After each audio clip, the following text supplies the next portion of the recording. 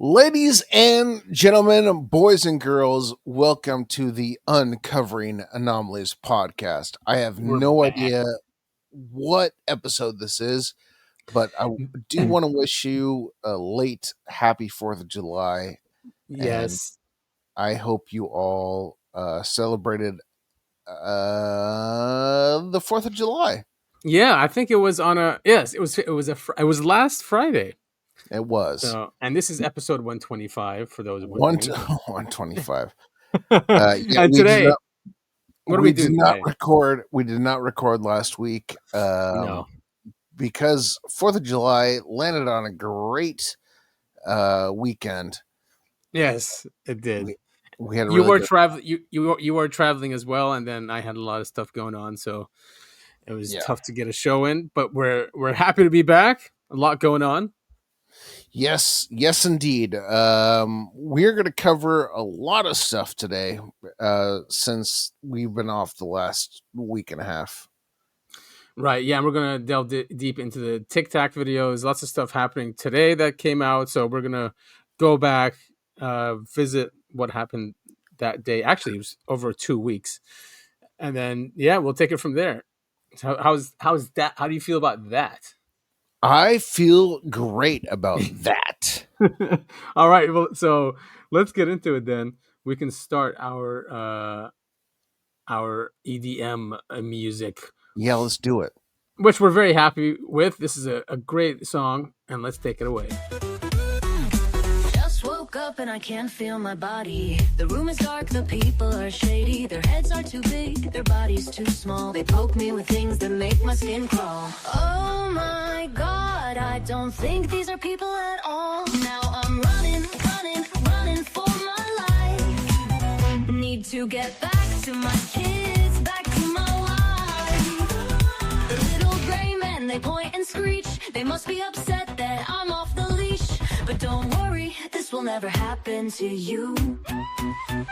Because Adam and Topher will see you all through.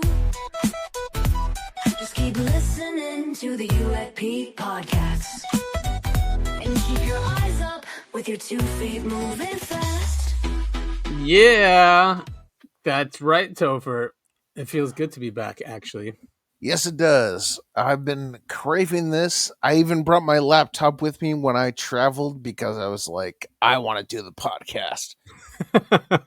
Yeah, you were really motivated there. I could have done it. It was just too much going on. I understand. Yeah, it would have been cool doing it from there. You do the heavy lifting, and I'm here to make really bad jokes. Still not true. Your insights are very valuable, Mr. Topher. It's Topher won today. So wait, Topher won. Is there a story behind that, or was it just a username? No. It's 2 for 1. 2 for 1. I got it. Boom. That's a nice one. Yeah. Yo, weird how you haven't done it before. It seems so obvious. I know, right? All right, cool. So there's a lot on the Tic Tac. I'm sure we could do so much, but we will go through as much as we can, and then try to bring it into what's happening today and what's come out and the confusion all about it. Even though, when these incidents first came out, and he had all the interviews on Rogan, right, and 60 Minutes, and all the big articles, there was really no confusion about it. But apparently today, we have these big influencers coming out saying that it's Lockheed Martin. Oh, right? yeah. Ross Coulthart, yeah. Super trustworthy, Lockheed Martin. Yeah, so, now, we're not denying that they might have some crafts like these, but when you go through this case, this wasn't them. It's just really bizarre behavior, and over a long period of time, right? So what was the Tic Tac UFO? The story behind retired Navy pilot's 2004 sighting of a perfectly white, smooth object. White and smooth. With no windows, that was far superior to any human craft. Right. Now, this is on the Daily Mail, so they are very talented at writing titles and headlines. So Yeah. it's bear that in mind. This is 2023, and it was updated in 2023. Huh. All right. So you want me to get to it? Yeah, go ahead. All right. On a day that sparked huge interest in the U.S. and across the globe, the landmark panel heard from 3 key witnesses. This is at Congress, who shared their encounters with unexplained objects. Among them was retired U.S. Navy fighter pilot David Fravor, who once again reminded the world about his infamous encounter with a Tic Tac shaped UFO 15 years ago. So this happened in 2004. I'd like to say that the Tic Tac object we engaged in 2004 was far superior to anything that we had at the time, have today, or looking to develop in the next 10 years, he said. So, what exactly was the Tic Tac UFO incident? And could the perfectly white, smooth object with no windows that Fravor saw really have been an alien spaceship? Mail Online takes a look back at everything. Here's that video of Yeah. that. This is, I think Underwood took this video. So he was behind him or in another plane. I mean, these are the famous ones. We've all seen these, but just to see it again. Hopefully, all of you listeners have seen this video. I'm sure it was everywhere, right? I mean, Yeah, it all was over the mainstream. God, what is it? 2017? 2017 is when they released them. Yep. And Tucker was going crazy over them when he was at Fox News. I mean, I think he covered it almost every night. He had a segment every night on this. He'd bring on someone, Elizondo. He brought on Fravor too. He brought on Ratcliffe, the CIA guy as well. Great quotes from there. So there's that weird. And there it is. And then now it takes off, I think, at this point. Yeah, if I remember correctly, it just zooms out of the Yep. Yeah. Once it sees them and takes off right around here. But you see, it's weird. There's no plumes. There's no jet. Like you can't tell if there's propulsion or anything around it. Although it was and sparkling around it. And if you listen to Coulthart, there it is. There it goes. Zoom. If you listen to Coulthart, this is just Chinese aircraft that they reverse engineered. I know, yeah, exactly. Man, what happened to that guy? He got. I don't know. It is strange. I mean, or someone he really trusts, is feeding him wrong information because he's not the only one to say this. Stephen Greer has been saying this for a while. Yeah. So yeah, there's Fravor right there. This is him in Congress. All right. So what actually happened? Before we get to Fravor, it's important to mention another former U.S. Navy pilot first. Chad Underwood was the man who actually shot footage of the Tic Tac UFO in November 2004. He broke his silence in 2019, detailing for the first time his bizarre experiences while flying over the Pacific. At the time, Underwood had been taking part in Navy carrier group exercises just off the coast of Mexico. For around 2 weeks, their missile cruiser USS Princeton had been tracking a mysterious aircraft on an advanced electronic radar. Contact with the craft was so inexplicable that the system was even shut down and checked for bugs, but operators continued to track it. On November 14, then Navy Commander Fravor claimed he made visual contact with this object, which deemed to dive below the water, resurface, and speed out of sight when he tried to approach it. Underwood then also saw the strange object for himself just after Fravor urged him to keep a lookout.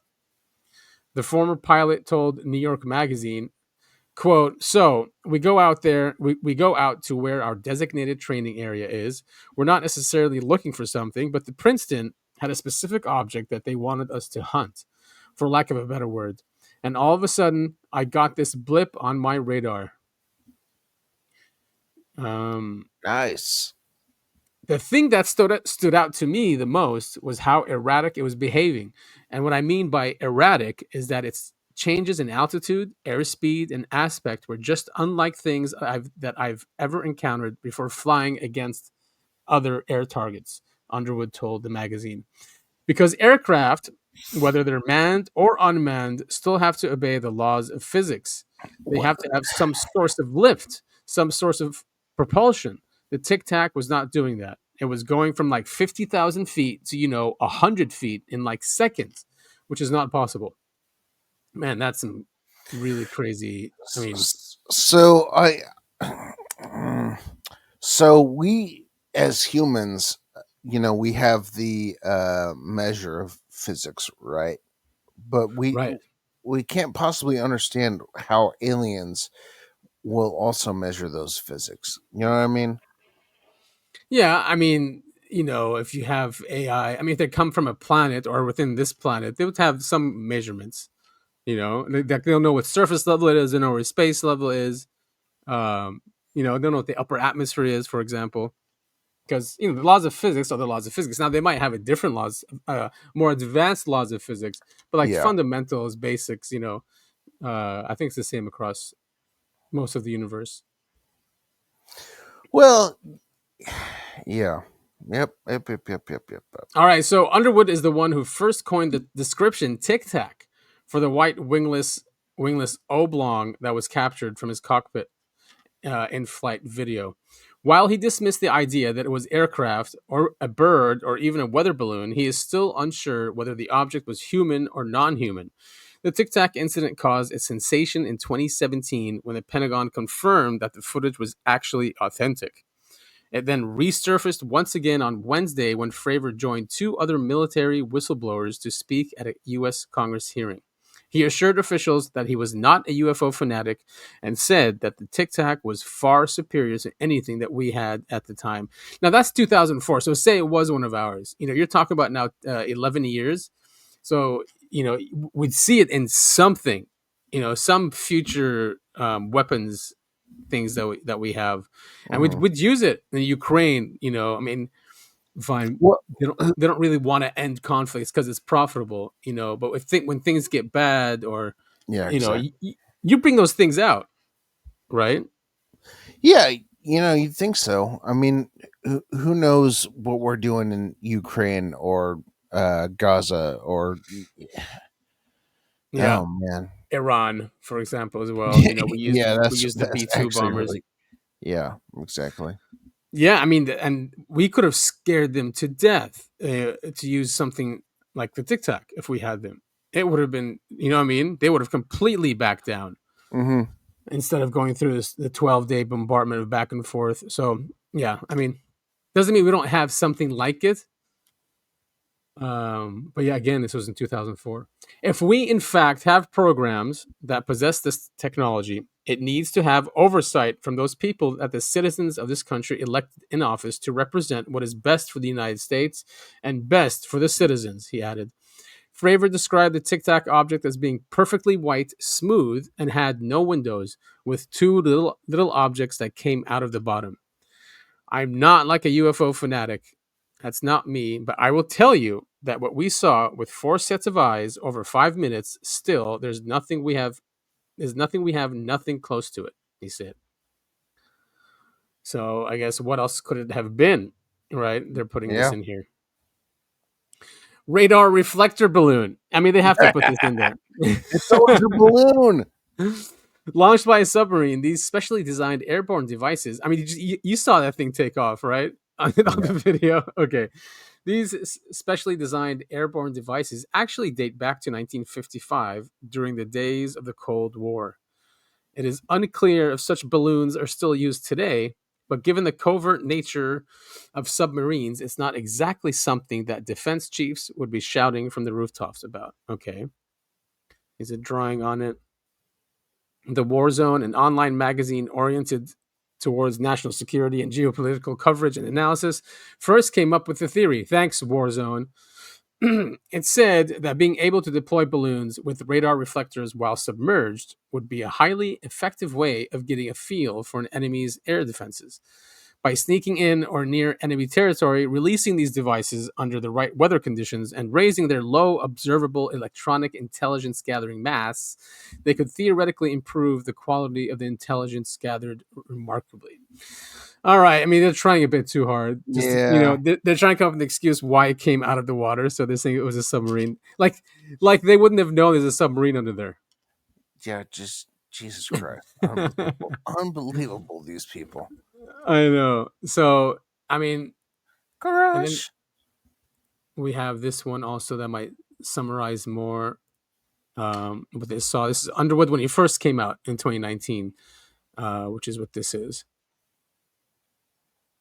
Yep. So, because I don't know, we didn't go too much. I mean, and there is lots of videos. There's a documentary. There's interviews with the guys as well, which we can move into if we don't find anything here. But yeah, so 2 weeks, right? They've been tracking these mysterious aircrafts intermittently for 2 weeks on their passive radar.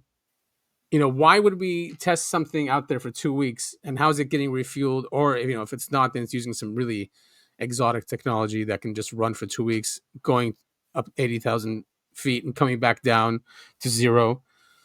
Yeah, I mean, God, it makes no sense.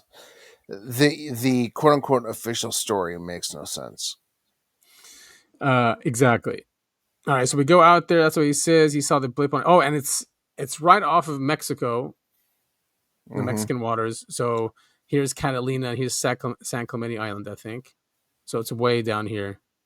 Oh man, we gotta go there, man. Mexico's got a lot of activities like this. Yeah, they have great UFO sightings. They have the weird ones though. They have the ones that it's like a witch on a broom. Yes, those have been seen since the 1600s, 1400s. Yeah. All right, so we have George Knapp did a quick investigation on it, or a good summary. 6 minutes long. Fantastic. Let's listen to this. Can you hear me okay? Yeah. Oh. All right. I can't hear the video though. Okay, because I got a warning. Let's do this. Let's remove this. Of course, we're getting technical difficulties. Well, Nothing's like restarting, though. All right, let's see if this is better. Let me know if you can hear it. The ships and planes. Yep, there we go. Nimitz Carrier Group detected brief glimpses of unknown objects dozens of times. Aviators aboard 2 separate F-18s sent to investigate encountered a weird craft with astounding capabilities. 19 years later, one of those pilots told his story at a public hearing before Congress. I would like to say that the Tic Tac object we engaged in 2004 was far superior to anything that we had on time, have today, or are looking to develop in the next 10 years. David Fravor says there was no investigation by the Navy or anyone else back in 2004, as if the incident never happened. But 4 years later in Las Vegas, scientist Dr. Colm Kelleher heard the story from a former military man who was applying for a job with Bass, a subsidiary created by Las Vegas tycoon Robert Bigelow, which was conducting an ambitious but hush-hush investigation of UFOs for the DIA, the Defense Intelligence Agency. The program was given a clunky acronym, OSAP. Senate Majority Leader Harry Reid led the way in securing $22 million for OSAP, and the very first case it looked at was the Tic Tac incident. Bits and pieces of the Tic Tac tale had appeared in public forums over the years without much notice. This changed in 2017 when the New York Times published a front-page story and released the now famous video. At nearly every opportunity since then, Pentagon officials have tried to downplay the Tic Tac or hint there might be prosaic explanations, often mirroring the claims made on social media by loud but unqualified debunkers. There's a lot of cleanup to do when you have a lot of these people saying it's birds or whatever they're saying. It's frustrating because you know the rest of the story and you can't tell the rest of the story. Jay Stratton was a highly regarded intelligence official who, with his colleague Dr. James Lakatsky, helped convince the DIA to launch OSAP. He's also the person who conducted the first investigation of the Tic Tac. I talked to him when he was doing it. We talked on the phone extensively. he did a very thorough job. According to Dr. Sean Kirkpatrick, the former head of AARO, the Pentagon's most recent incarnation of a UFO investigation, the Tic Tac case is still considered to be an unknown, but only because there's no data to analyze. Nothing was saved back in 2004, he says. Here's what Kirkpatrick left out: a 13-page, highly detailed analysis of the Tic Tac and its extraordinary capabilities. We first released the document back in 2018. The man who wrote it is Jay Stratton, who years later was the head of another program, the UAP Task Force. The report is loaded with data and facts about the Tic Tac, which is referred to in the report as an AAV, anomalous aerial vehicle. Stratton interviewed the aviators, but also spoke with radar and other sensor operators who said Tic Tac objects were detected many times as they dropped from 60,000 feet to ocean level in a matter of seconds, traveling at 30 to 60 times the speed of sound, but without producing sonic booms. Pilots saw the object with their own eyes and on their instruments, including the infrared sensor which recorded the video images. Multiple other sensors confirmed the encounters, including an ANSPY, capable of tracking a golf ball 100 miles away, and the E-2 Hawkeye early warning aircraft that flew above the Nimitz group. On his way out the door after leaving AARO, Dr. Kirkpatrick says maybe the Tic Tac was a CIA balloon or some other secret military project being tested near the Nimitz. The OSAP report directly contradicts those guesses. Among the key findings in the report, the AAV is not something that belongs to the U.S. or any other nation. It was so advanced, it rendered U.S. capabilities ineffective. It showed velocities far greater than anything known to exist, and it could turn itself invisible, both to radar and the human eye. Essentially, it was, quote, undetectable and unchallenged. Further, Commander Fravor reported that he saw a large disturbance just under the surface of the ocean, an estimated 100 yards across. It appeared to him as if the Tic Tac was rendezvousing with the underwater object. When the Tic Tac zoomed off at an incredible speed, whatever was underwater vanished too.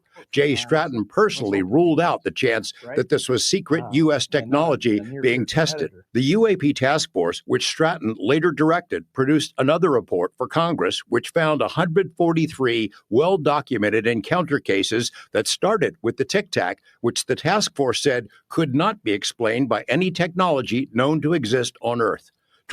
That secretive DIA program, OSAP, that was based here, eventually compiled a much more detailed report.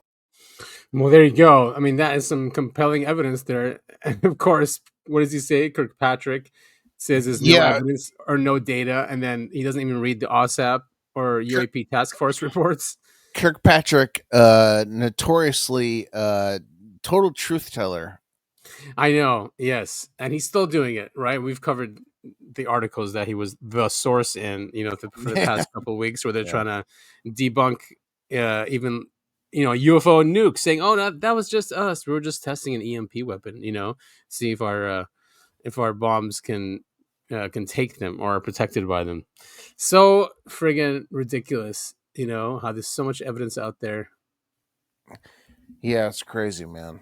But this administration, when they came out the door saying the New Jersey drones were FAA approved things, so frustrating. Everything the Trump administration has done. Yeah, covering up Epstein now. God. I mean, if they're not going to tell us about that, they're going to tell us about UFOs. Hell no, they're not. No, he totally killed himself, guys. Why are you asking about this? In 6 months, yeah, I know. Why are you asking? Are you seriously asking about Jeffrey Epstein? It's just and he's doubling and tripling down. This isn't what we voted for. We wanted to go against the grain, not with it. Could you imagine how powerful this system is and how scary it is if they can just do this to anyone? Yeah, doesn't matter, right? It's it's so frustrating, man. He's almost at a 180. Yeah. All right, so we'll go through Fravor, what he his testimony here on Rogan. Awesome. Maybe we should speed it up, but we'll stop here and there when we need to. That is a good question though from Rogan, right? That they're sending you to intercept these things with an unarmed plane, which is strange, right? But I guess it might be a good thing. Maybe they don't want to shoot these things anyway, because if they know the history of shooting at these things, could be bad. Yeah, totally. Maybe that's what it is. Sorry, but I mean, yeah. I got completely distracted. My brother just texted the family chat. 20-year-old Florida-born American citizen was stoned to death by Israeli settlers in West Bank. Oh yeah. They're burning a village too, a Christian village in the West Bank. Christ. They get they use the Holocaust as and the Christians here don't say a word. They're like, they're probably fake Christians, or I don't know what they say, or just let them do what they want. I mean, it's crazy. Yeah, it really is nuts. Sorry, I didn't mean to derail this. I know where they came from, which is where they're going to meet after they're done with this, which is just bizarre, or maybe calculated where they came from and then wanted to go check out like where they originated from or something.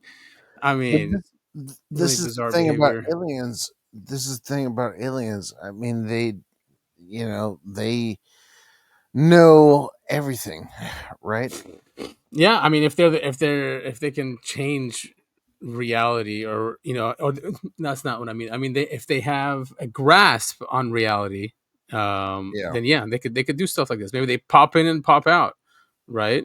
Yeah. Now, if this is one of ours, like say contractors or a breakaway civilization, why would they be doing it here? Just to scare these guys, to do disclosure? I mean, that's the question, isn't it? Yeah. Why do they do what they do?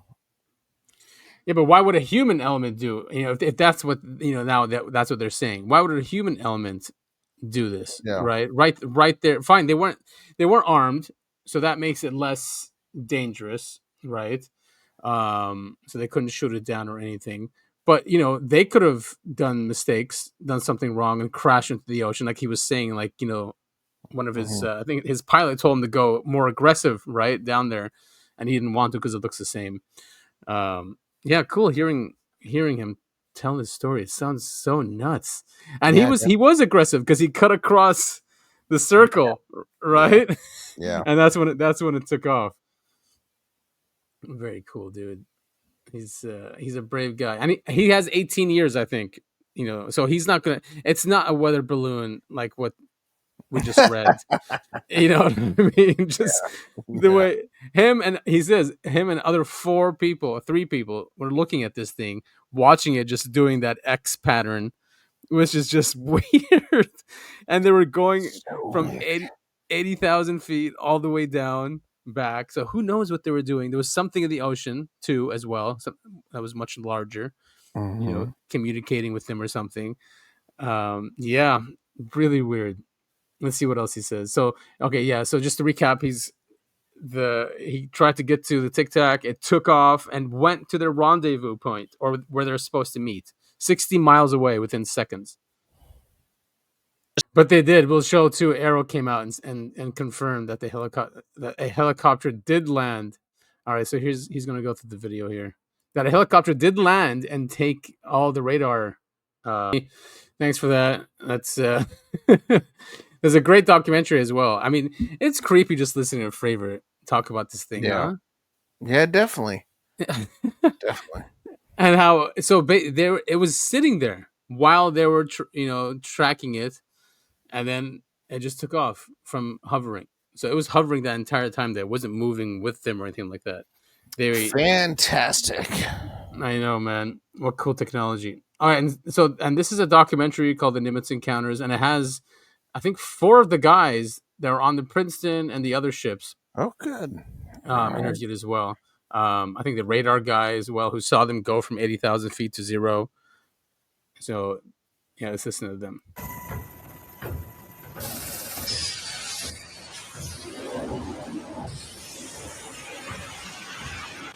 November 10th, 2004. 90 miles southwest of San Diego, California, in the Naval Operations Area, the Nimitz Carrier Strike Group and her complement of warships and the aircraft of Air Wing 11 are conducting a routine 2-week training exercise. Nearby, the guided missile cruiser USS Princeton has been tracking unknown aircraft that appear and disappear from her sophisticated Aegis radar screens. The Spy-1 Bravo radar is one of the most advanced sensors ever deployed. Princeton's main role is air defense of the strike group, and Operations Specialist Senior Chief Day is in charge of protecting the airspace around the Nimitz. And my job was to man the radars and ID everything that flew in the skies. And I also sat a position called Anti-Air Warfare Coordinator, where if we ever had to go to war, I was the guy that was going to launch the missiles and kill shit. In addition to that, I was the Air Intercept Controller. When the Super Hornets take off the carrier, I'm the guy that takes control and takes them to the fight and gets them home safe. Air, tactical air. And there was a lot of experience in that room. The captain had 28 years, I had 18 years. And the Aegis ship is our newest weapons system afloat. It's got the Spy-1 radar system, the phased array radar system, and I was an expert on that. Inside the Combat Information Center, Chief Day's attention is focused on a group of unknown aircraft on the Spy-1 screen. He's trying to identify them. I was on watch, and we were probably 100 miles, I forget how far exactly that day we were, off the coast of San Diego southwest, kind of off the coast of Mexico, Baja. And I started to notice these weird tracks that were popping onto my radar coverage right about San Clemente Island. And the reason why I say they were weird, because they were appearing in groups of 5 to 10 at a time. And they were pretty closely spaced to each other. And they were 28,000 feet going 100 knots tracking south. And in the back of my mind, I'm thinking, that's kind of odd. I mean, I don't know anything that flies like that. They weren't on the comm air routes, the commercial airline routes. I wasn't really that concerned about them. I didn't consider them hostile for any reason at all. Another watch or two, as I'm watching, the same formation appeared again. And over the course of 3-4 days, it probably counted up to that point, groups of 5 to 10 at a time. There were probably 50, 60 tracks by then. Today, Kevin and Gary are still looking for answers. They've known each other for over a decade. All right, so he watched them come from the Catalina Island, San Clemente Island area. So it wasn't, that's where he watched them. And then I guess it stopped near to where they were. My God. So it is still Catalina, which, we can go visit. I was just about to say, let's go there. Yeah, we could. And, we have the opportunity to. So maybe we'll see something. Maybe not. I don't know. But that's crazy. So 50 to 60 tracks that he got. Didn't think they were hostile, I guess, which is fair. That's crazy. I know. Because, it's just a routine mission. And I guess doesn't say anything to anyone yet. But I guess, when after 2 weeks, you're like, wait a minute, let's send out these guys to find out what these things are. What a crazy event. They need to they need to come out like quicker than that, Yeah, like after like a few days, maybe. You like wait 2 weeks. See the thing and you go report it immediately. Yeah. Maybe he doesn't want to sound like he's crazy. Yeah, I guess. All right, see. I think they interview other guys on the ship as well. Since their Navy days. Gary was a third-class petty officer and fire controlman back then. I worked on the Aegis computer system on a CG-59 guided missile cruiser, the USS Princeton. I'm in charge of CC and data recording and maintaining and operating all the mainframes that run the system. They're both becoming increasingly frustrated in their attempts to ID the strange aerial objects, which have no transponders and fit no known flight profiles. The guys that work on the Spy-1 Bravo radar, they had come across and said they needed to take the system down for recalibration because they were getting clutter or ghost tracks, and they needed to recalibrate to get rid of them.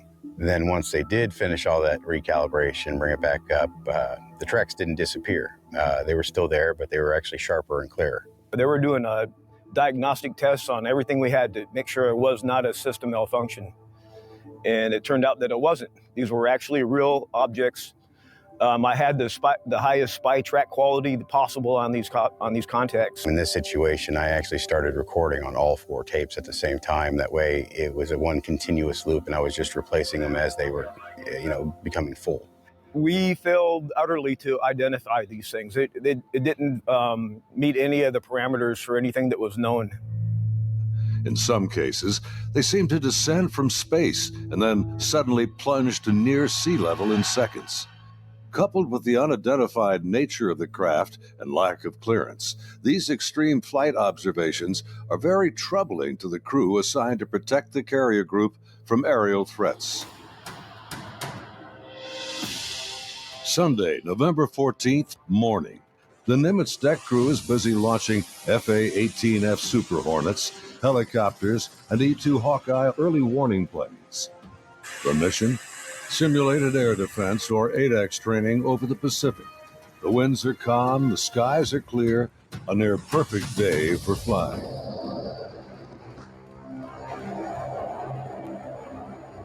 As they launch, the Black Aces Squadron has no knowledge of events happening nearby. In the back of my mind, that's when I determined I was going to become concerned about these objects, is we were getting ready to launch a whole bunch of aircraft in that same piece of sky. Fast Eagle climbs out to 20,000 feet and heads to the cap station about 40 miles south of the carrier. The cap is a rendezvous point used to form up with the other airplanes. The commander of Fast Eagle has over a decade in the air wing. His wingman for the day is a new pilot, a young officer on her first carrier deployment. She's paired with a senior pilot, her backseat weapons system officer for the mission. He will manage navigation and the advanced radar and targeting pods on the aircraft.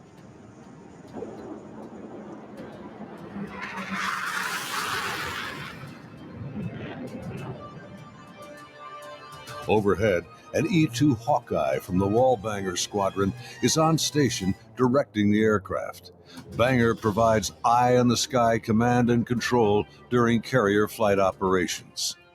Back in the Combat Information Center on Princeton, the mysterious objects are back. And today is the first time Senior Chief Day has jets in the air that can intercept the mysterious aircraft. Seeing these contacts, Captain Smith orders me to intercept one of them. So I went back to the console. I picked the closest one that was to us, and I had intended to let the Hawkeye do the intercept because they already had control. It was just easier. Day briefs the captain, and they agree to send the Hornets. The air intercept controller aboard Princeton, call sign Charlie, radios the Hawkeye and takes control of Fast Eagle. Banger, Charlie. Charlie's Banger, good. Banger, Charlie. Do you hold unknown air contact, bra, 27048, 28,000 feet, bogey? Charlie, Banger, negative. Radar picture is clean. The E-2 radar operators have been frustrated in their attempts to get a radar return on the unknown aerial target that Princeton is tracking. Even with their 24-foot radar dish, they can't get a lock on the object. Banger, Charlie. Transfer Fast Eagle flight to Charlie Control, button 13. We have a real-world tasking for them. Charlie, Banger, roger. Fast Eagle, Charlie, stand by for real-world tasking. Charlie, Fast Eagle, send it. We vector towards that position in the sky, and real quiet on the radio. I'm just giving them bra calls, which is bearing range altitude, to these unknown bogey group. And basically, I'm just telling their crew where the object is, the bearing from them, and the range from them, and the altitude, so they can drive towards it. Contact bra 27041, 20,000 feet, bogey, snap 270, over. Roger, bearing 270, 41 miles. 100, go trail. 100. Say state. State 12,000 pounds. Clean, do you have it? I'm trying to get a track on it now. They sent link 16. All right, they're going through what we just heard what Fravor said. But still, I mean, it's got to be that the Princeton has sensors. That the banger, right? Is that called the AWACS? That's up there. The radar couldn't see anything. Man, what a mess! I know, it's insane. Like, what a case, and I can't believe Coulthart is just saying it's Lockheed. Now, you could argue like, well, how did they know where their cap was going to be? Unless that's shared, right, on I don't know, some database or some server that the operation has all these things. Maybe that could be an argument. Like, how else would it know that? But if this is an advanced crowd, they can probably hack all of our systems and understand all of that. AI can do that now. Our AI could probably do that. Yeah. What's this now? This is let's see if he talks about what's underneath the water, maybe. The water in 0.78 seconds, as I found out. Sure, radar's clean. As soon as he got to the merge plot position, the object that he was intercepting dropped from 28,000 feet down to 50 feet above the water in 0.78 seconds, as I found out later the next day. As the Super Hornets get closer to the ocean disturbance, he suddenly spots another craft above it, a much smaller white object with an oblong shape, hovering, then darting just above the waves.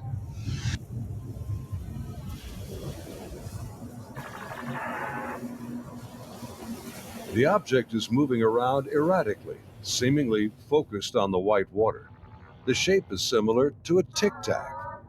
It's smooth like porcelain. It's not an airplane.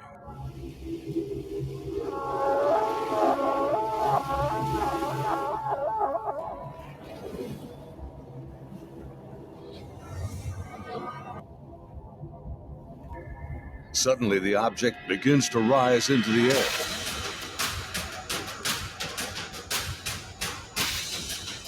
Hey, this thing just turned on my nose. It's coming up. 2 miles. The strange craft begins mirroring the turn rate of Fast Eagle. 287, 2 miles. Angel's 5. The object is now at his 3 o'clock position as he continues to turn with it. He's starting hard, 3,000 meters. We had the external communications in the speaker in combat so everyone could listen to it. And the next thing I hear in the radio going, oh my God, I'm engaged. 1,000 meters, he's southwest, Angel's 8.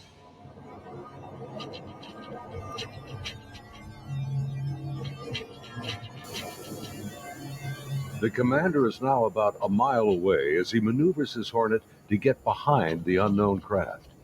It's about the size of an F-18, about 47 feet long, and it has no wings. As the dogfight unfolds, he quickly turns and dives to bring his jet's nose ahead of the object to close the distance.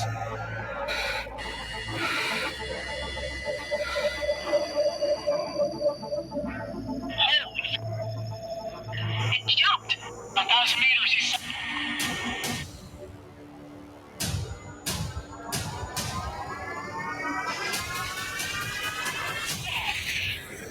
I lost it. Joe, do you see it? Suddenly, the Tic Tac rockets past. It's gone beyond the horizon in the blink of an eye. I saw it go 137. No tally. That didn't just happen. Say again. Fast Eagle Charlie, sir, you're not going to believe this, but the bogey group is now back at your cap station.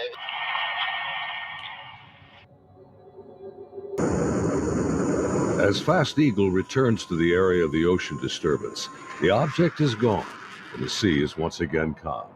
Soon, they land on the ship.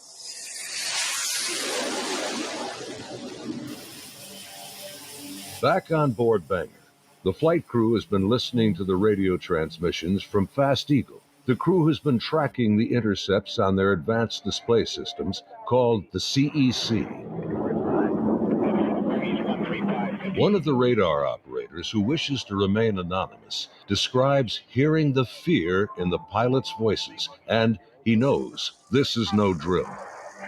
I had a good friend who flew on the Hawkeyes. We've been calling him Roger to protect his identity because he didn't want to come forward at this time, but he wanted to contribute to the story to verify that it actually happened. So there are 5 people in the airplane. Roger would have been seating in the radar officer seat, which is towards the back middle of the plane. To the side of each one of them or behind them, depending how the chair's rotating, is a window. Suddenly, his attention is drawn to something outside the Hawkeye. He and the entire crew watch in disbelief as a Tic Tac object suddenly forms up on their E2 and then just as quickly shoots away from sight. The crew is left in disbelief.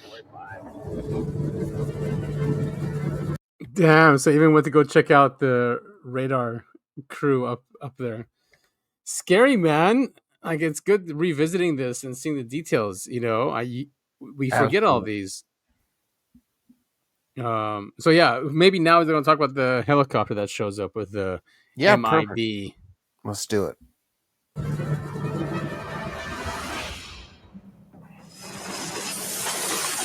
As Banger returns to the ship, the crew is shaken. The highly unusual events are troubling, but what happens next has haunted them to this day. U.S. Navy officers quickly arrive and escort the aircrew to a secure space on the ship. As the crewmen begin to take off their flight gear, an officer begins the debriefing by telling them this event did not happen, and they are given non-disclosure agreements to sign. They're warned to never discuss this event again. Oh, man.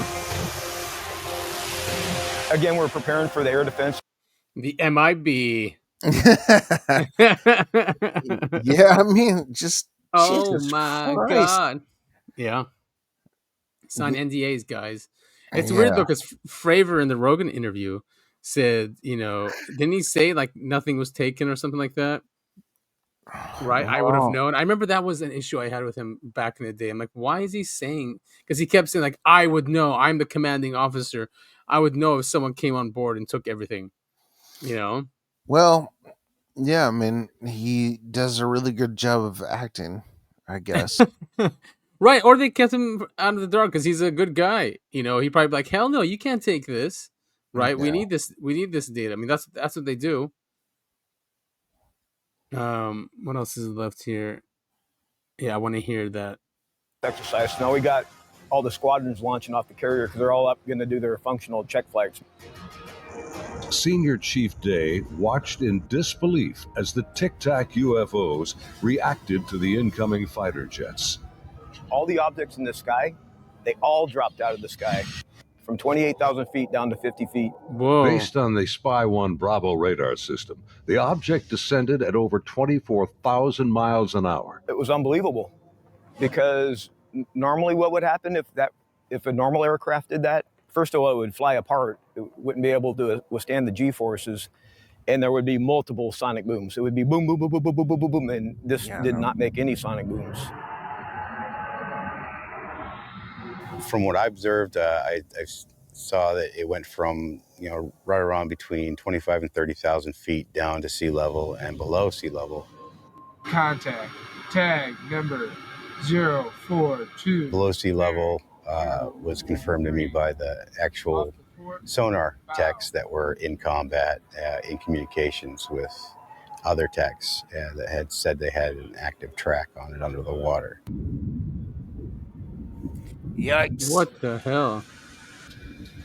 They're talking with their sonar guys on the sub that was with us, and I mean, I was told directly that it did go underwater. It went from being in the air to underwater. From what they were saying, it was going averaging about 500 knots under the water.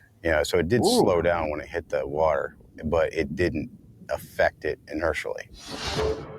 After the intercepts, both Kevin and Gary climbed up to the ship's bridge wing to get a better view of the objects through the binoculars. We go up to the bridge wing and look at them through the big eyes, which is heavily magnified binoculars that are out on the bridge wing of the ship. Even when I was off watch, I was usually up in combat anyway, and I was sitting at the console. I just picked the closest object to us, and I got the relative bearing from the ship, slave over to the relative bearing at about the right altitude, and saw this white light in the sky. No, man. The movements were smooth to erratic. Yeah, they just moved from one point to another. It was always a very sharp and clean movement. It always felt like a constant speed, not like speeding up. Just it needed to go to that point, and it decided to do it at this speed. And then it would just go from nothing to the speed they were going to go and then stop at the next point.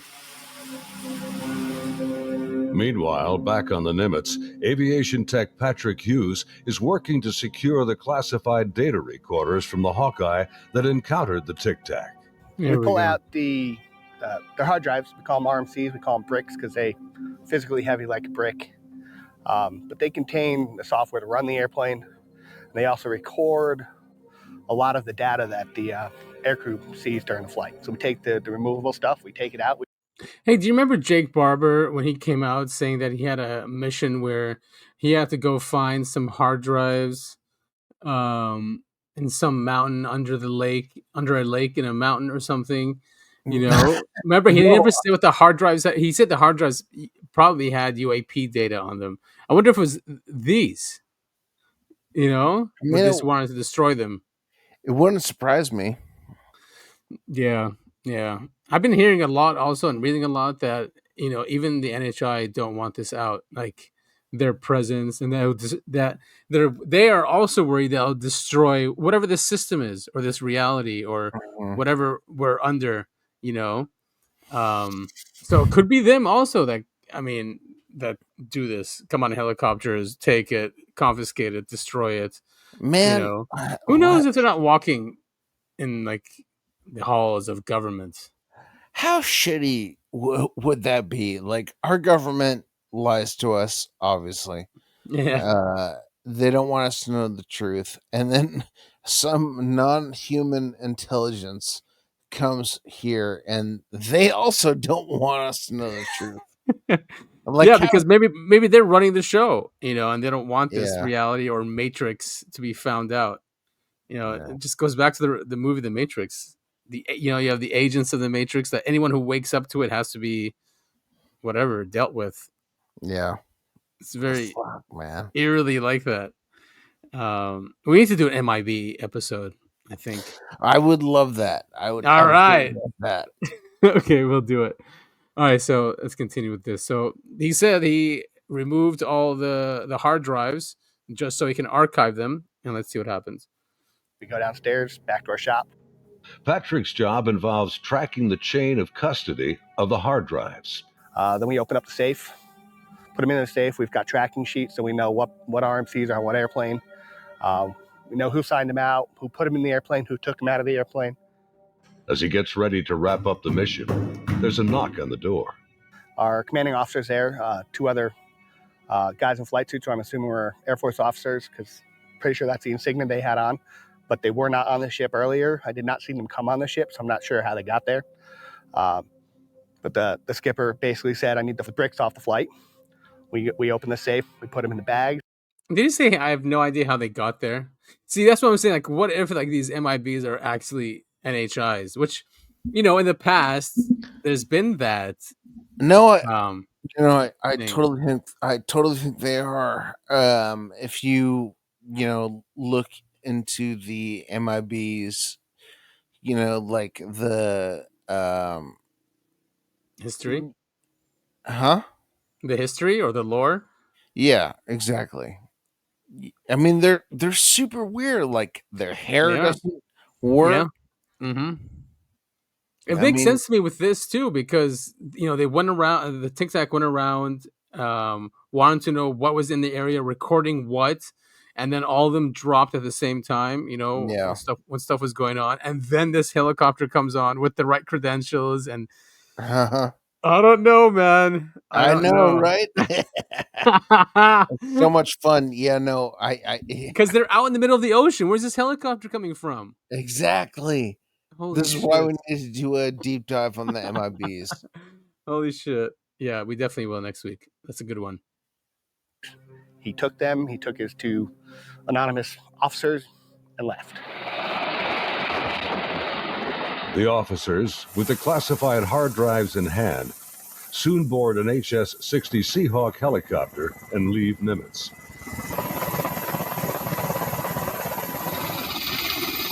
Soon thereafter, Petty Officer Voorhees has his own visit by unknown officials on the Princeton. Once they landed and everybody got off, then about maybe 20 minutes later, I got called in to have all my data recording tapes turned over. And then also told that I needed to reload CEC because it had been wiped. So it was, so I turned over all the tapes, and then they also said if there's any even blank tapes to erase anything else that's in the shop. Well, they were plainclothes people that came aboard on the helicopter. It was my chain of command that took control of the tapes from me. The helo left with them after that, so because we went right back to flight ops. The link between the Tic Tacs and these men is unknown. How they became aware of the UFO encounters and how they arrived so quickly on board after the event is also a mystery. The video Now, I guess people might argue that that might be proof that it was a classified encounter, right? Showing a classified craft with our Navy, and then they came on board and erased everything. But that I don't think that goes with if they would do this. I don't know, man. Like, why hide it? Yeah, erase all that data. So if this is a U.S. craft, right, we would never, this is something we would never see. In my opinion. I mean, yeah, so that's in 2004. So it's 2025. Even in the past when these things used to leak out and stuff, we would see it. In something in our military, which we haven't yet. I mean, unless this group really broke away, and like Matthew Brown has said it before, when asked this question, I think something along those lines, and he said, "We are only allowed to use, or we are allowed to use what we are allowed to use. Other advanced technologies, the military is not allowed to use it for some reason yet, or so this could be that. I'm not completely closing the door on it, right? Sure, but it could be why." We are an occupied government as well. There might be something, a group out there that's way more powerful with this stuff, and that scares our government. That might be it as well. I don't know if that's way out there, but it's a possibility. It's not way out there because all of our representatives and governors, they all have a second flag. Outside their door. Yeah, and that goes deep too, right? Because that's the central banking families, the Rothschilds, the ones who have created Israel and want to create greater Israel. So does it link with all that? I wasn't going to say the name of the country. I try to keep it vague. Right, but I mean, we got to say it. Right. If we want to get the podcast canceled and you and I shoved into the back of a black SUV, black bagged, yes, black bagged, yeah. Well, that would be fun. I'd be like, "Is this a prank? What's going on here? Is it Topher? Is this I don't think it'd be fun, man." I wouldn't believe it for the longest time. I'm like, all right. Are you guys punking me?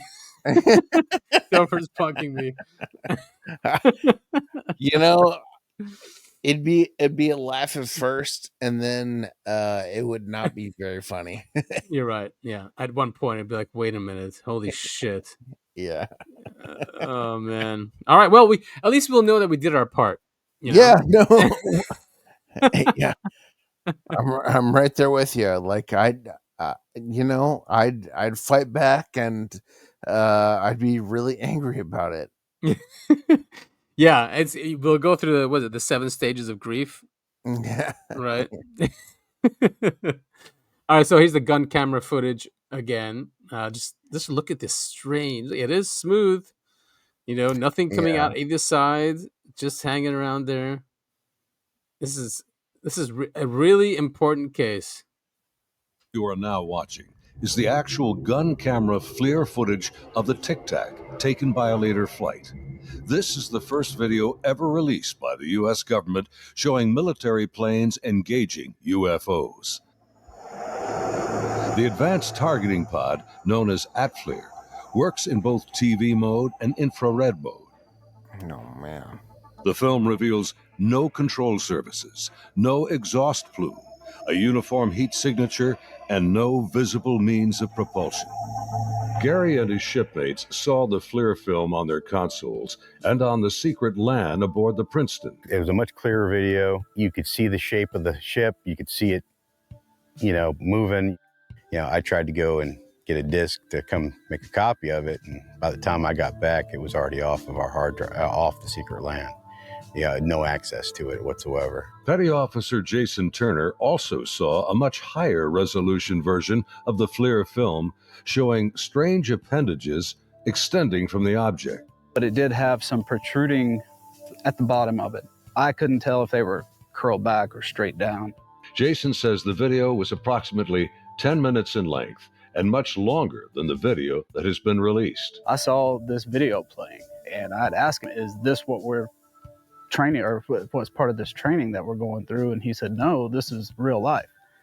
And when I saw it, it was a very clear image, a very clear video, and this thing was going berserk, like making turns. Like, it's incredible the amount of G-forces that it would put on a human that this thing was doing. The jets were like trying to trail this thing, and it would just run off and leave them. It would just gone, and then it would come back, and then you would see it, and then it made a maneuver, like they were chasing it straight on. It was going with them. This thing stopped, turned, and just gone. That's the only way to describe what it looked like. Dude, this is a fucking drone, bro. There's a whole fleet of them. Look on the ASA. My gosh. Just 11 years later, fighter jets from USS Roosevelt filmed this anomalous object in 2015. Well, if there's look at that thing. It's rotating. Like the Nimitz encounter, they too were conducting routine training when fleets of UFOs were encountered by the... Cool documentary. And here's just moving on. So AARO confirms, this is from Robert Powell on X. Sweet. AARO confirms a helicopter removed UAP Tic Tac radar information from the USS Princeton in November 2004. Tim Phillips, the former deputy director of AARO, confirmed in an interview with Martin Willis that DARPA scientists removed the radar data from the USS Princeton. AARO was never able to recover the data. Here is his statement, quote, there actually was a sortie to the USS Princeton where DARPA scientists dressed in black did land and did recover data.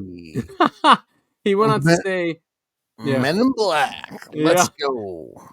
He went on to say 3rd Fleet staff was out there for that exercise, and they did realize there was some unusual stuff going on. The 3rd Fleet staff actually directed that the data be recovered. Those data bricks with the radar plots was recovered and flown back to 3rd Fleet headquarters in San Diego and subsequently transferred to Dahlgren, where they have the labs.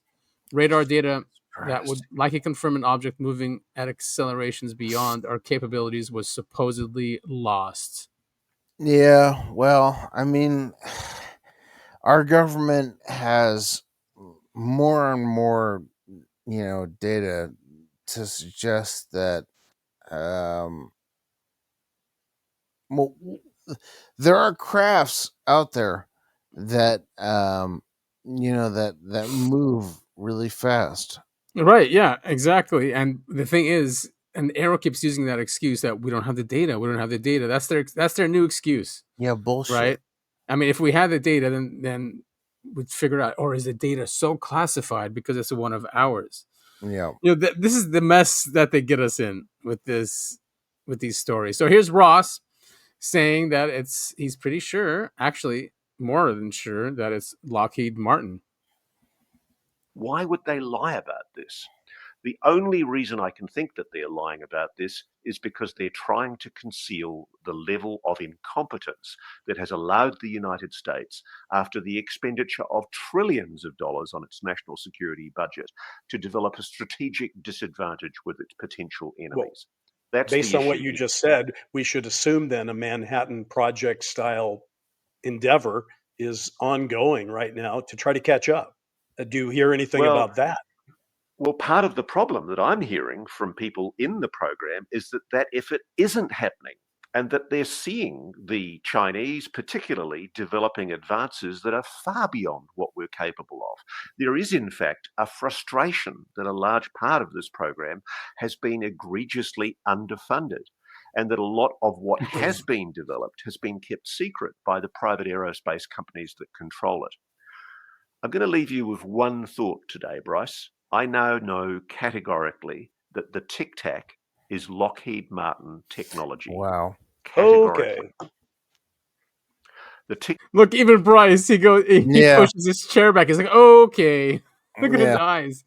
He's like, all right, Ross. All right. Tic Tac is Lockheed Martin technology. Why are we being lied to?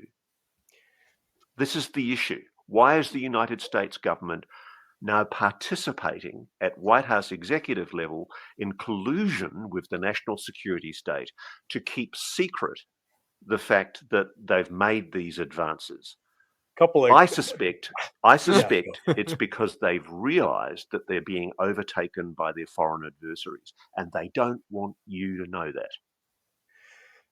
Okay, the Tic Tac is Lockheed Martin. Well, in some respects, given how insane the Tic Tac behaved during the Nimitz, where it went from 80,000 feet to sea level in less than a second, then I would say, well, there's one for the U.S. team that obviously we have some good stuff out there, if that's the case, right? Yes, but how much of that is being shared with the actual Defense Department that's responsible for the defense of the United States? Interesting. So, okay. So what Ross is saying is that it's not the U.S. that has it. It's that, it's Lockheed Martin, but outside of what the U.S. government has, which is, what Matthew Brown says, which is what, the Dolan says about a breakaway group. So that's not being used by the Department of Defense, but it's a contractor. So, I mean, that means they're like off world already, and they're doing shit. Yeah. Sorry. Go ahead. No. I was actually going there with you. So if they have this technology, why haven't they invaded us yet? Right, exactly. He's saying that our adversaries, they're lying to us. Because this is what Ross is saying, that it's because our adversaries have surpassed us. And you're right. Yeah. And if they have, why haven't they invaded us yet? One. Two, why is the Ukraine war still going on? The whole Iran thing, with China saying that they're not going to allow Iran to fall. It's just weird. Maybe we're going to end up seeing these things. Who knows? Maybe not yet. Maybe it's not there yet for both sides to bring it out. So on one page, I'm like, oh shit, this is terrifying. On the second page, I'm like, oh man, this is so cool. Yeah. Exactly. No, I'm with you 100% with that. And like Bryce said, like, well, if the Tic Tac is ours, that's a win for us. Oh yeah, definitely. Weird what Ross is doing here. Weird. I just don't get it. I don't get it. Yeah, he's. I don't know. I don't know what he's doing. Yeah, like gut feeling here is he's up to something. Yeah, this is he's an asset. Yeah. Unfortunately, I don't want to go there. He's done so much. Yeah. Yep. But he's huge on the media. I mean, News Nation. He's got his own show. I mean, he interviews. He's the one that brings out the whistleblowers. Mm-hmm. Yeah. I think he's just going to repeat here that probably China or Russia have something that surpassed us. We'll see. Kind of questions that Congress should be asking. I see what you're saying. So you're saying Lockheed Martin might, or anybody, but Lockheed Martin in this particular case has a Tic Tac that they are testing and have been testing and have access to, but they might not have shared it with the Defense Department of the United States, which probably paid for it in their trillion-dollar budgets. That's kind of mind-blowing in itself. Those are the questions I think Congress should be asking. I mean, what I'm saying basically is, why are you saying this, by the way? Where is this from? How do we know this? What's going on? I'm sorry, Bryce, I can't go there. Thanks, Come on, Ross. man. So this made me remember, and I posted this on X, but it made me remember that there was a leak to Dolan, because when this came out, the Congress was asking for information, right? When the New York Times things came out, Sure. and they had the Congress wanted DNI and the Department of Defense to come out with a report about this, about what the Tic Tac and Nimitz encounters were. So they gave a unclassified version, which we all saw, but there was a classified version that was leaked to Richard Dolan. Hell yeah. Which we have here, and Linda Moulton Howe reads it. So here, let's play it. It goes like this. The classified portion, not the unclassified that I've been going through, that we have had, we in the public have only had access to the 9 pages. So Rich received this information, classified portion of the UAP report given to a select number of congressmen and senators relates to the following, meaning this is what apparently the congressional representatives have received as a classified report in terms of a list of subjects, not the details, but lists. Energy pulse propulsion system, ion propulsion system, anti-gravity propulsion system, antimatter propulsion system, ramjet hydrogen propulsion system, compressed nuclear propulsion system, advanced use of exotic elements for energy research, the Kaesong Energy, he's a professor in a university, the Kaesong Energy Propulsion System Research Project. Quoting, all of these highly classified projects are under the control of the Defense Advanced Research Project Agency, known as DARPA, and being managed. So she said it there, or with this leaked document, it says right there, DARPA, because remember AARO came out and said that DARPA was the one that went in there and grabbed the data. You know, so that's a strange link right there. Let's continue. By a classified group called Advance Group 6. All funding for these projects is black confidential funds. It's like I said, black laboratories are underground. Black confidential funds appropriated under intelligence operations costs. Some funds come from private contractors. Prototypes of flying craft utilizing the above technology are being flown at Area 51 and Tonopah Air Force Base Test Range. Some of the UAPs observed in and around Nevada can be contributed to or attributed, they misspelled, to craft using the above propulsion systems. However, none of the experimental craft have flown outside the Nellis test and training range. So none of these experimental craft can be attributed to the sightings photographed by the United States Navy. Yeah, so there it is. So basically that we have crafts like that, and they mention what type of systems or propulsion systems they could be using, but that we don't test them outside of Area 51 or Tonopah. Yeah, they might have told Congress that. So could this admission or this classified thing to Congress, you know, basically be saying that that it was one of ours then, you know, if they're saying that we have these technologies. What's the rule? The US military is like what, 10 years ahead of So public? I think policy is 50 years. 50 years? Yeah, Yeah. Jesus Christ. Yeah, that's the policy. And DARPA is definitely leading that. I mean, everything they release all of a sudden becomes mainstream. Like Yeah. driving cars, they're the ones who released that. The LiDAR and all that. It was, competitions that they had. Where they Oh shit! I released. mean, look at the iPhone. That was the iPhone Yeah, that's all was military. Yeah. yeah. I Yeah. mean, that was available in the 90s. Right. They had it. They had touch Yep, screens. Yeah. yep, yep, yep, Exactly. yep, yep, yep, yep, yep. So Jesse Michaels, he had a talk with Commander David Fravor, and he said, Commander David Fravor responded to me. The Tic Tac was not Lockheed Martin, according to him. He seemed very confident and matter of fact. Oh boy.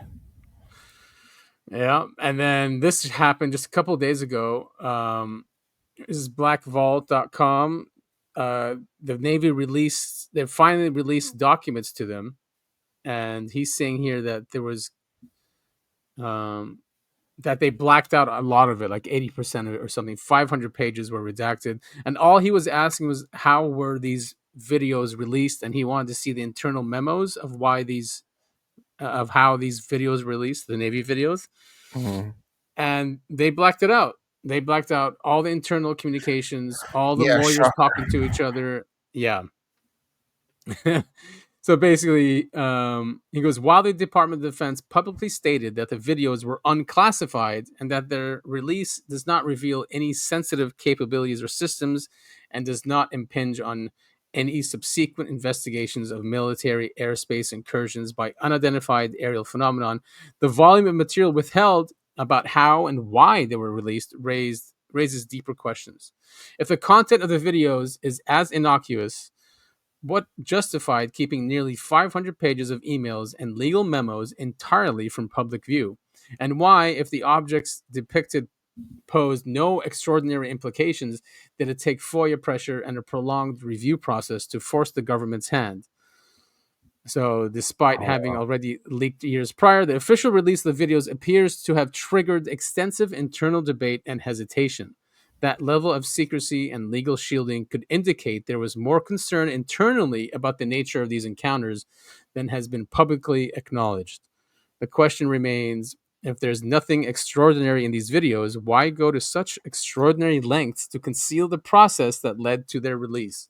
Yeah, seriously. Some people might say, well, yeah, because it's one of ours. Yeah. And we don't want but they would want our adversaries to know that, wouldn't they? Wouldn't you want to scare them and show off that we have this, or then are you scared then they'll study these videos and try to figure out how we did it, kind of thing? Yeah, man. Like that's the thing. Yeah, we're gonna say it's China. We're gonna say it's us. God, there's no truth behind any of this. right. And B6, this is national security, and this is Nav Air. I think that's their lawyer division for the Navy. Oh wait, Naval Air Warfare Center. Sure. I'll take your word for it. Yeah, I think it's whole thing B6. Hey, those are boobs. Boobies. So, yeah, so he's got a good point. Why would they not release 500 pages of emails back and forth discussing the release of these? Even though at the time they said that they're doing this for transparency. So that's pretty much all we have it for Nimitz, and just trying to link it back to today and what's going on with Coulthart. And do you remember there was Reddit leaks too of some engineer saying also the Tic Tacs were ours? Mm-hmm. And Bass, which is Bigelow Aerospace. Man, this whole I don't know what to think anymore. I know. I'm like, oh shit, these are aliens, and then on the other hand, I'm like, oh god, this is us. This is us. And I think that's the point. That's totally the point. Yeah. So, I'm with you there. I'm not saying at this point in 2025 we're not able to do stuff like that. But when it comes to this case, the USS Nimitz case, the whole thing that they're coming from Catalina and San Clemente Island and dropping down from 80,000 to 0 and even Mhm. underwater, and then coming out to where they're going to train. I don't know. It just doesn't seem. I don't think this is human technology. You know what I mean? Like I Right. think If you go back in time, yes, correct. yeah, I think this is reverse engineered by aliens. Yeah. So yeah, if it is us, it's definitely it's from the legacy program of reverse engineering. Yeah. If by now 2025 we're talking about 11 years, we would have even have better technology if it was ours, right? So why not release it to the Chinese and Russians that that is ours instead Yep. of right? Yeah, exactly. Yeah. And maybe that's what Ross is part of. I don't know. Yeah, man, Ross. He's gone further and further down my people I trust. I know lots of people are going that way, but I'm gonna give him the benefit of the doubt, like everyone. I'm not gonna completely believe him, right? Just like everyone as well, and Yeah. just there's gonna be some truths in there that he leaks. So this is the new Mosul orb. Did you see it? That Corbell released and Knapp. I have not seen this. It's like a split second. So it's another Mosul orb, and obviously all this data has been covered up for national security, but it's really quick. Of course. Oh my God! What? It's going straight. It's going know. straight. I didn't know about this one. Especially because it's so short. It's not very Yeah. helpful. Right? Yeah. And it's like the other one. It's like, what's over Iraq? Man, these UFOs love the Middle East, man. Or because we have so much military presence there. Yeah. And causing so much misery. Why are these humans so? Why are they crying? Why are they starving? Why do they like to kill each other? Yeah, unfortunately, ain't that the truth? Yeah. So this is Burleson, another video clip from audio clip from him. Hell yeah! Discussing what he's a hard worker when it comes to this. He's probably the hardest worker in the UAP caucus, or they take turns or something, because sometimes it's Luna, sometimes it's Burchett, and then they go quiet, and then now it's his turn, I guess.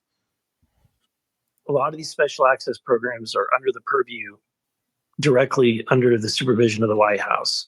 And so we'll see. Now, I will say, and this is kind of breaking news a little bit, but just as a sidebar discussion, not as part of the negotiations, but just being in the room and talking with White House officials, I made a request for myself and Tim Burchett and Anna and the rest of the UAP caucus to get a tour of Area 51, of Wright-Patterson, and then get a full briefing from the White House on their special access programs related to UAP. And so one of those has been somewhat greenlit, and I'm still waiting to hear back from the others. A lot of Okay, I mean that's cool, but it's not like they're going to show him where the crafts are. It's just hilarious. He's going to take a tour of Area 51 and Wright-Patterson. He's not going to get anything. Nothing. I mean, even the White House, they're like, yeah, here are our SAPs, and they'll just hide the ones that have to do with UAPs. I don't know. I don't even know if he has a need to know. So why would they show him? Right. Right? Oh, yeah, no, totally. Like he's not going to get anything. Like I appreciate his effort, but he's not in the know. Right. You have to rape little kids and hang out with There Epstein. you go. Yeah, something like that. But he oh yeah, so Grusch works for him. I was looking for this and I couldn't find it. And it might have been on News Nation, but deleted or something. But Grusch works for him. So just going back to the Tic Tac, Grusch did say when he worked for NRO that their Sentinel program, which is their sensors that gathers all these sensors in case there's something anomalous and they all get focused there. Oh hell yeah. He said that when he was working at NRO that their systems did see a Tic Tac, but with something underwater as well, in conjunction with something underwater as well. Oh, nice. I couldn't find that, but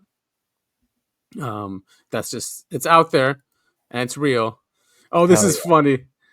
So UFO visited the hood. Yeah, this is a good one. Two-Face, it's a UFO for real.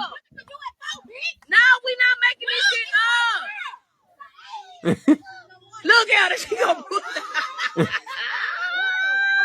it's a UFO for real, y'all. It's probably a light. Y'all, that's crazy. You think it's a light post? Yeah, I think it's a light post. It's a UFO for real, y'all. I promise y'all. Look, we got all these street lights. I promise y'all. My uncle talking about that street light. Oh, she said that ain't the damn street light. Yeah, man, I don't know. That ain't no street light, bro. That's a UFO. This a fucking street light right here. This the fucking street light. Right here. That ain't no Right fucking here. street light. Whoa. I mean, that's the light beaming down on me. Two-Face, it's a UFO for If real. it moved, if it moved or flew away, I'd think this is more than a street light. Fair enough. That could be a malfunctioning street light. I just think that's a funny one. Yeah, it really is good. Jimmy Semivan, he retired from the CIA, but he was very high ranking, very high ranking never official. retired from the CIA. I know, yes, and he doesn't, say stuff directly to people, but he's read in very high up. He even got to the point where he didn't want to know any more information when they got deep, apparently. So he says some cool stuff in this interview. It's with the Soul Foundation, which they're all academics, scholars, scientists, trying to answer this question, and they're doing a great job. Yeah, but this guy's name is Scafish? Scafish, yeah, Scafish. Peter Scafish. He's a scholar. And it's definitely not pronounced starfish, right?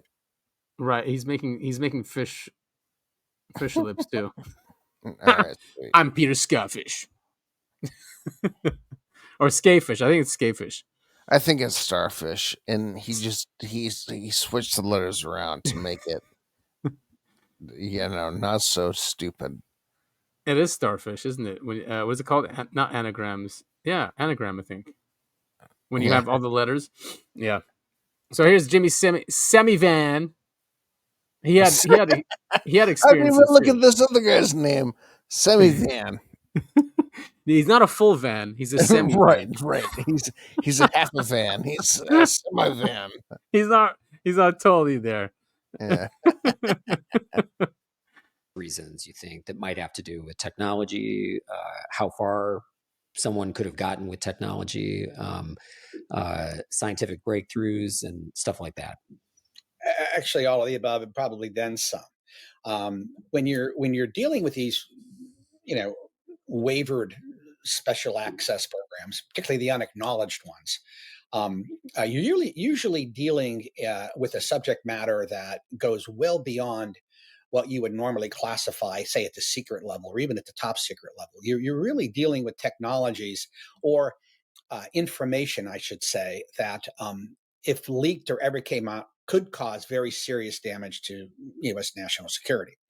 So let's, again, I hate saying let's speak hypothetically, but I don't want to get, I don't want to get in any trouble with my former organization. So I just I'll just speak hypothetically, but if you have a program like this, and let's say we can talk more about the history of the program, but let's say you have a knowledge base that's already set up, and now you've contacted maybe 3, 4, 5 of these defense organizations. You siloed out particular programs that you want each one to work on. They're not really talking to one another because you don't want to do that. I mean, it's an easier way to keep the information yourself. But you're dealing with information, let's say, in this particular case with UAP. So let's say you have a grounded craft. Let's say you have a craft that maybe one is working on, and the Russians might have one, and the Chinese might have one, and maybe another country has it. And they're basically working, they have their own programs too. So everybody's in a rush to figure out what this is, because once you figure out the technology, if you can, you basically are in a position where you can control space, and you can control not only space, you can control transmedium space, whether it's under the ocean, in the sky, or in space itself. And there may be other corollary subjects that we can't even think of right now that might be out there. So everybody's in sort of a race to do that. Everybody's trying to protect that information. So you have that aspect of it, that the national security aspect of it, and then you have the source protection issues. And then you also have, sources and methods. How are you going about doing this? What are you actually doing to investigate, UAP? How is the technology you're applying to this topic working? Is it working, or is it not working? Or are you applying a particular technology you certainly wouldn't want the Russians to know that you're applying, because you're making some headway on this? So it's anybody's guess how far we've come in 80 years. My personal opinion is not very far. And I don't think anybody has. I think the technology is so far removed from what we are familiar with that I think if there was any kind of, let's say, critical breakthroughs in technology, we would have seen it. We would have seen it in weapon systems already. And I mean, I don't think for a minute that Russia would be conducting the war in Ukraine and losing all those people if they had a overwhelming capacity to do what the hell they wanted, in Ukrainian airspace. So they're not saving it. Nobody saves this kind of stuff. You hide it, but you don't save it. People know about it. Ask Peter Cook, or one of the guys who works for aviation magazines and stuff. They'll tell you there's always hints somewhere what you have, what people have or what they're working on. So I mean, he's still being CIA here a bit, even though he's retired. Notice how he mentions Russia hasn't made. He says, although he says, I don't think we made headway, but then he mentions that Russia is not using it. But Russia's actually fighting a war. We're doing proxies. I think if we are ever pulled into a real war where it's us against someone, not using a proxy or propping up someone, and we're losing or something, we'd bring them out. Well, I mean, that's what's so great about America is,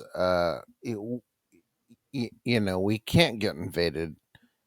No, not easily. I mean, we have 2 oceans separating us from everyone, right? Mm-hmm.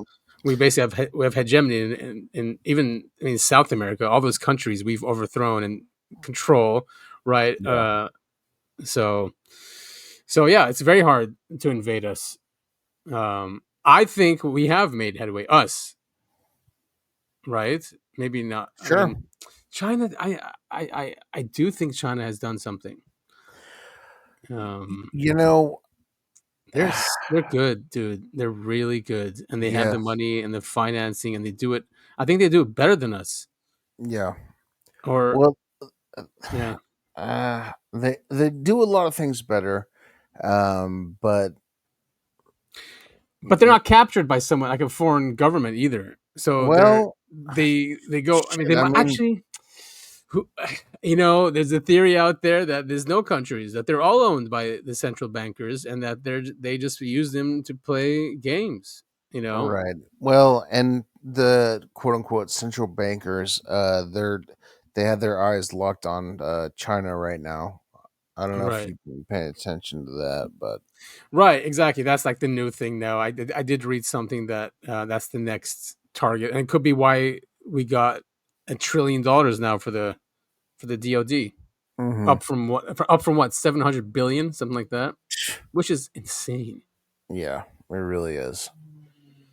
So yeah, there's Semi-Event. I think it's a great interview. There's a lot in there, but you have to really read what he's trying to say, because he's not going to explicitly say it. He keeps saying he doesn't want to get in trouble with his former agency, and Yeah, of so course. Yeah. you have to read into it. He does say that crash retrievals are real.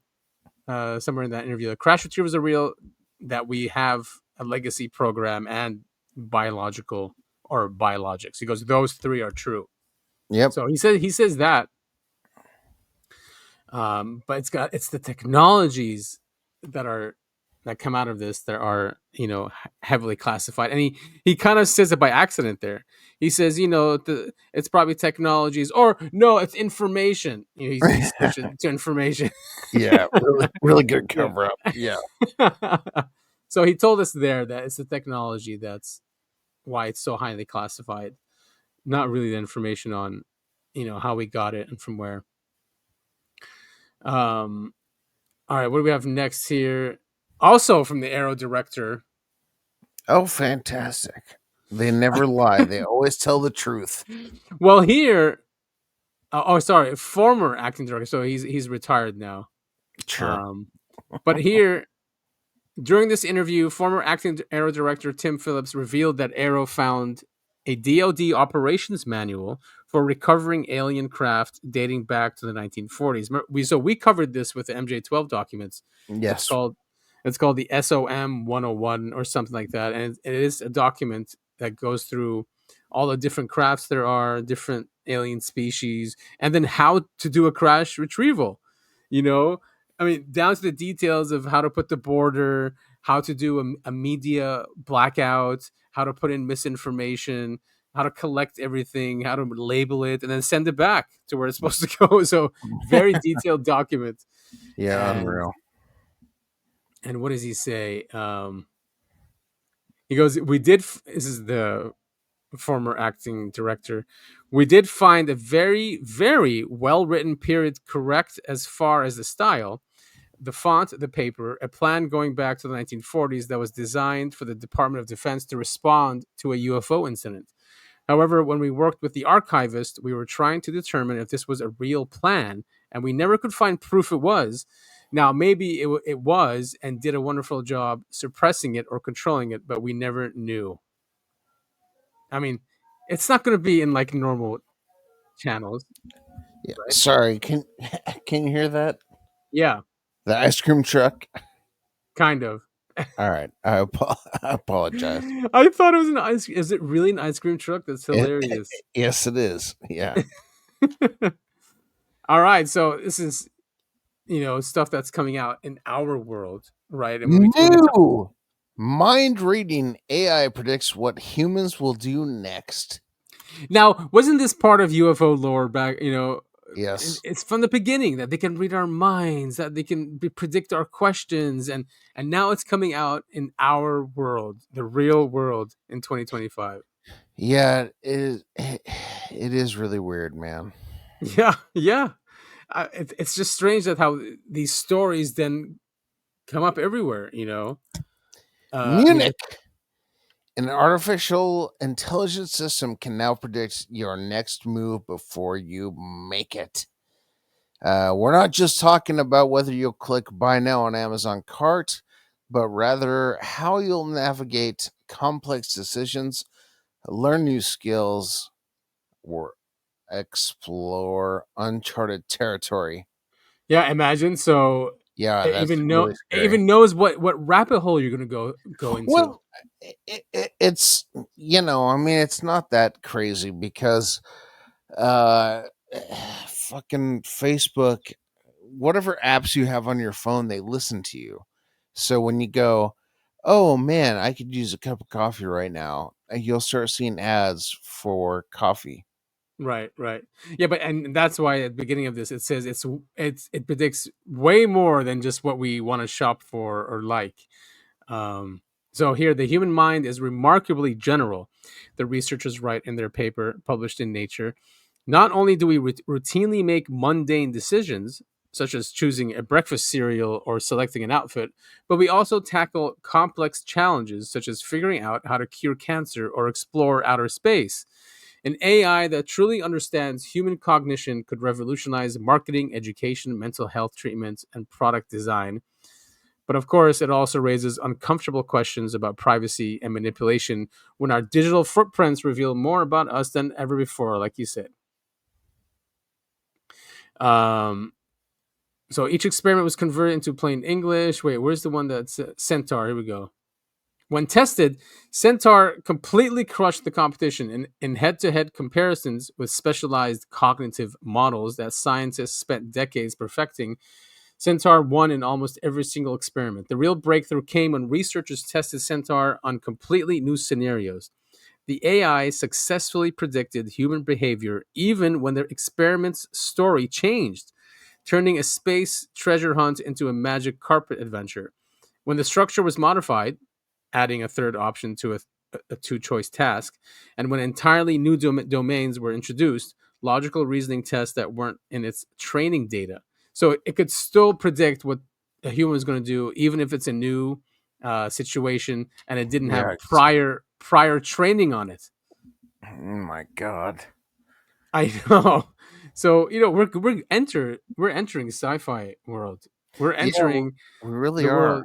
Yeah, and we're going to those stories where people had encounters with alien beings talking about these things. How they would just think something and then a chair would show up or a door would open or Oh my God, what the hell are you humans doing? You there's guys no are so Pornhub in stupid. space. So yeah, crazy stuff. Yeah, it really is. Well, at least we're gonna be ready for it. It's not gonna be a surprise to us. Maybe we can. Yeah, we all watched Terminator and Terminator 2.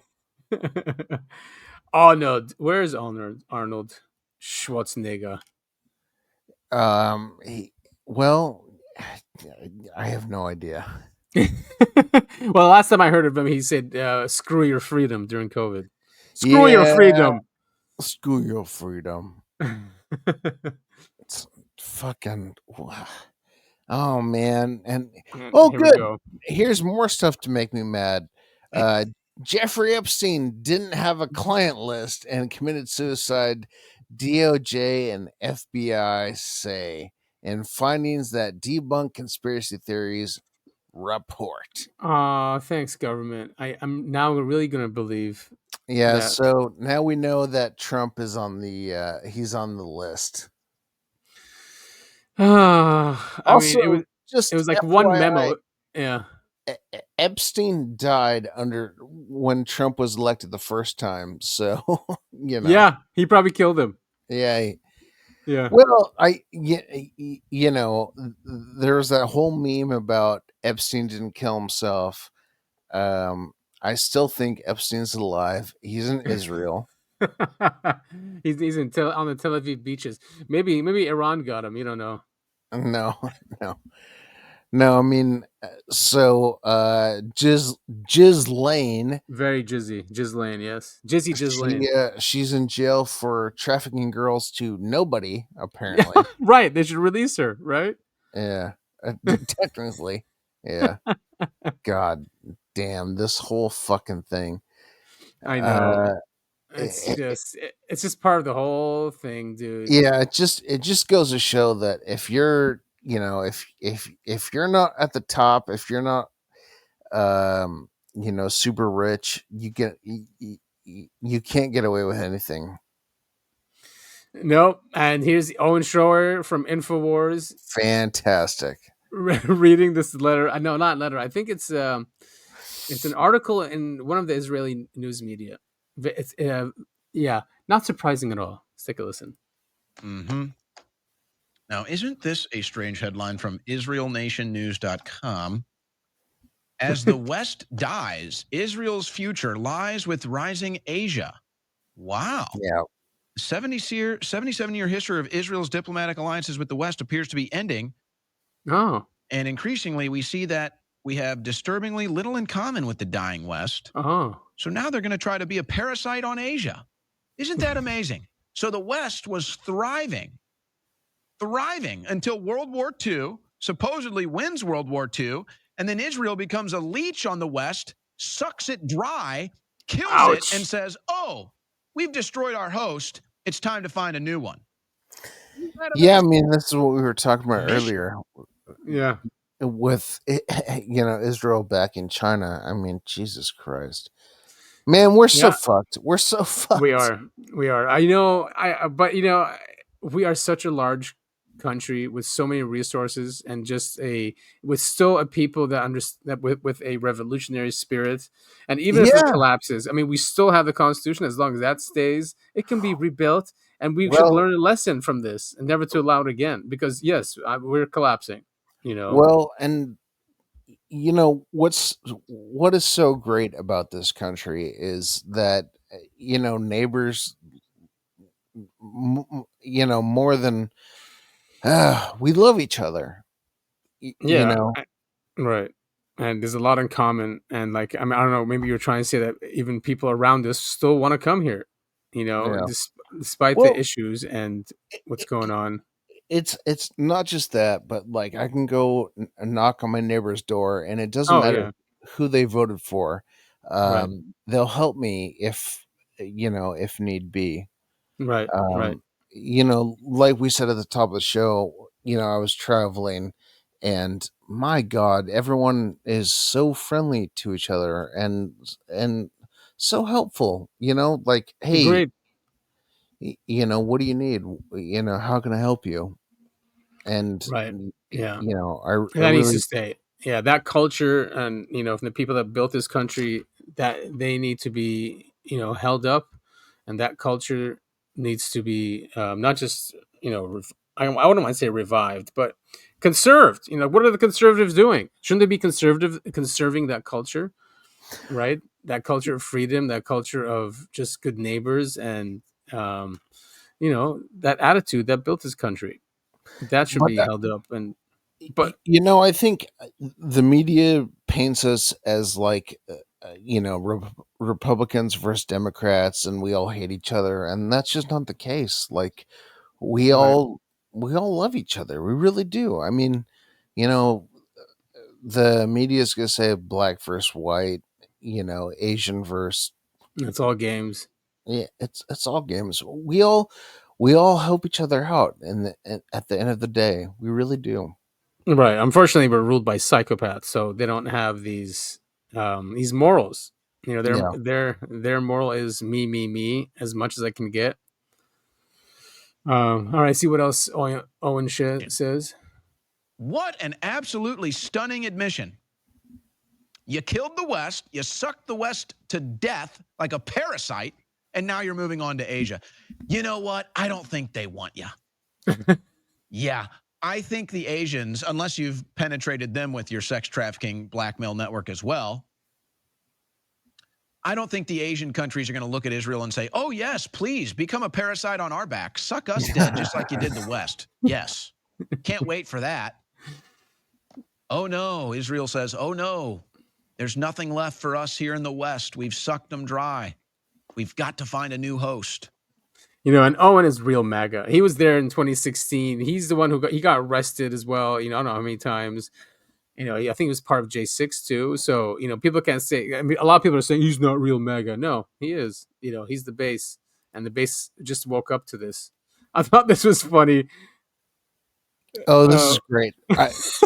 Futurama, this is one of the best shows of all time. I love it. Is. I didn't get it when it first came out, or I just didn't get it. Now I do, and it's so genius. It's very clever, yeah. Fuck. So this is a great scene. They're going through different parties, and let us insinuate where this is going. We favor unreasonably huge subsidies to the brain slug planet. Okay, but what are the brain slugs who control you going to do for the working man? Attach brain slugs to them. Sure, you say that now. The brain slug planet. We're gonna sucking us dry. Oh my god! What a great show! Oh, dude, I'm gonna go back and watch it. I'm gonna try to find stuff. And here's, I'm sure everyone by now has seen this, but Trump. Oh yeah. Trump basically saying, "You're still asking about Epstein?" So stupid. Just so stupid. So frustrating. Yeah. Mysteries. One of the biggest ones is whether he ever worked for a American or foreign intelligence agency. The former Labor Secretary, who was Miami U.S. Attorney Alex Costa, he allegedly said that he did work for an intelligence agency. So could you resolve whether or not he did? And also, could you say why there was a minute missing from the jailhouse tape?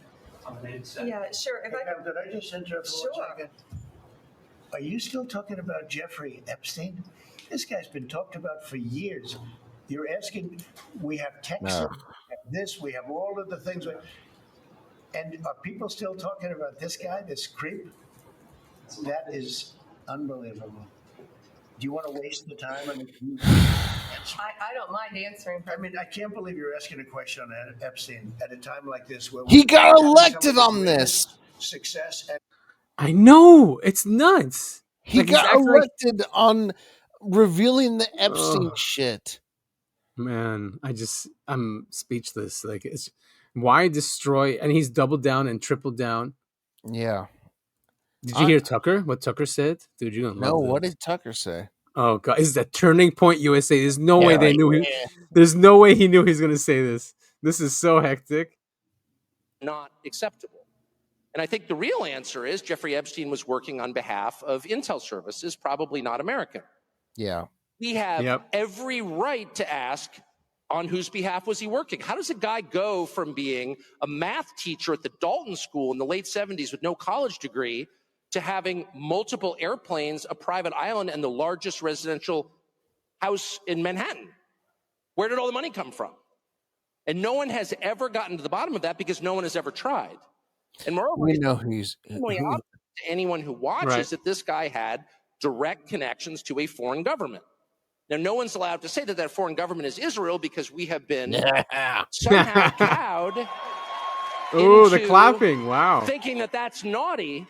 There is nothing wrong with saying that. There is nothing hateful about saying that. There's nothing anti-Semitic about saying that. There's nothing even anti-Israel about saying that. I've spent my entire life pretty much in Washington, where I knew and loved a number of people, including one very close person who worked at CIA.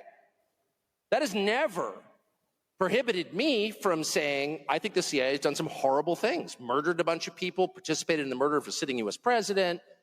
It's got a whole trail of crimes. That doesn't make me a disloyal American. It doesn't make me anti-American in any sense. I was born here. My family's been here for hundreds of years. I love this country. That's why I live here. So criticizing the behavior of a government agency does not make you a hater. It makes you a free person. It makes you a citizen. You're allowed to do that because you're not a slave. You're a citizen. And you have a right to expect that your government will not act against your interests, and you have a right to demand that foreign governments not be allowed to act against your interests. That's not creepy. It shouldn't be forbidden. And yet all of us have trained ourselves to believe that you can't say that somehow, that that's like too naughty and forbidden. And the effect of making that off limits has been to create a lot of resentment, and I'll say it, hate online, where people feel like they can't just say, like, what the hell is this? You have the former Israeli prime minister living in your house. You have had all this contact with the foreign government. Were you working on behalf of Mossad? Were you running a blackmail operation on behalf of foreign government? By the way, every single person in Washington, D.C. thinks that. I've never met anyone who doesn't think that. I don't know any of them that hate Israel, but no one feels they can say that. Why? And I think the longer that we play along with it, the more subterranean and creepy and hateful the conversation actually becomes. So I think it's better just to say it right out loud. Did this happen? And of course, that question has been asked to the government of Israel, and their answer is, we're not going to tell you. Hell yeah, Tucker. And I think our answer should be, no. As long as we're sending you money, if you were committing crimes on our soil, we have an absolute right to know, did you do this or not? Yeah. And yet everybody has been so brainwashed into thinking that's somehow an expression of hate or bigotry when it's not. It's a baseline question that every U.S. citizen has a right to an answer on. Go off, Tucker. Was this? Hell yeah. And by the way, if it turns out that it was nothing. Oh God! I mean, he goes on. I couldn't, dude. He's You know so what's amazing. you know what's crazy is like him and Candace, like they just they speak the truth, and I had no idea that this is what they thought. And they have such a large audience, and they're so influential. And Dude, most of us, if not all of us, believe in what Tucker's saying right there. If you are a true nationalist and you're not Israeli, and go for it, man! Like, what the yeah, hell? exactly. What are we doing? What are we doing? It's like, and it just proves all those theories that if Israel is involved, it's going to be covered up. And that's why we don't learn about JFK. That's why we don't learn about 9/11. That's what, I was going to bring up. Man. I was going to bring up JFK. Yeah, like it's the same thing. Yeah, it really is. So nuts. And I know we've covered this before. I'd love to get what's his name, the Australian intelligence analyst, Crookshanks. Yeah, who says that I think it's or Croikshanks or something like that. Okay, maybe not Crookshanks. I don't think it's Crookshanks. But and basically he uncovered in the MJ12 documents and others and the JFK documents, and we've played the clip where he believes that the national security state was set up after Oppenheimer found this encyclopedia or book on the Kingman aircraft and deciphered it, decided that we need to create Israel and recreate the third temple. And he's saying that's what the national security state was created for. Israel's created a year after that. So I'd love to get him on the show, just ask him these questions. Like, first of all, how did he get that? Because I was searching everywhere for Oppenheimer and Kingman and there's stuff there, but I couldn't find anywhere where he deciphered it. So where does he know that from? Anyway, he's only on LinkedIn, by the way. He's not on Twitter. He's not on. So I don't want to reach out on my personal LinkedIn. No, I gotcha. Or what I could do is create an Uncovering Anomalies podcast. There you go. Company page, and then that can reach out to him. Perfect. Right? Okay. So, of course, everyone's pissed off at Trump, and here is Crack Amico. He's a great rapper, and this is a video about Trump dissing Trump after the whole Epstein thing. It's hilarious. Awesome. Oh, God. Boy, babe. Hey. Oh, God. Oh, God. Boy, babe. Boy, babe. All lies, Johnny, everything you say. DTJ, what the heck? You were supposed to say today, but you blew it. He's Donald J. Trump, and the J is for Jewish. Starting wars at a threat, not troops. Fell in love with his butt, but in Netanyahu. Guess you never stop Jews when they put their minds to it. He's Donald J. Trump, and the J is for Jewish. Donnie the imposter, blame it on the quarterback and threw away the roster. Making all the miling trips, you must think you a roster. Started out with MAGA, now it's turning into Mazda. Dancing for them dollars, stripping out for Gaza. All them empty promises, think he worse than the Schwarzer. Whoops, I'm in Obama. Yeah, Barack was strange, but the Donald and his owners want a different type of change. Dreidel, they gon' mold him like he played. While they spinning it, spitting it back at our face. Let us pray. Oh God, boy, babe. All lies, Donnie, everything you say. DTJ, what the heck? You were supposed to say today, but you blew it. He's Donald J. Trump, and the J is for Jewish. Starting wars at a threat, not Jews. Fell in love with his butt, but in Netanyahu. Guess you never stop Jews when they put their minds to it. He's Donald J. Trump, and the J is for Jewish. All of these mistakes he made, I had to make a list. Yeah. Never mind, I realized that the list does not exist. Okay, cool. Everyone chill. Back in position. Jews in the kitchen is only tradition. The money that's missing is part of the mission. We in a transition, so work on your Yiddish. We'll keep all the immigrants just like the British. Got the commissioner gassing me up. I just make sure to put back the pump when I'm finished. Put out the tapes and they missing a minute. I'm sorry, Joe Rogan. I promise I'm different. I'm just an apprentice. Despite all my riches, I guess I'm just any other politician. Dreidel, they gon' mold him like he played. While they spinning it back at our face. Let us pray. Oh God, boy, babe. All lies, Johnny, everything you say. DTJ, what the heck? You were supposed to say today, but you Trump and the J's for Jewish. Starting wars that have been our troops. Fell in love with his blood, but in Netanyahu. Guess you never stop Jews when they put their minds to it. He's Donald J.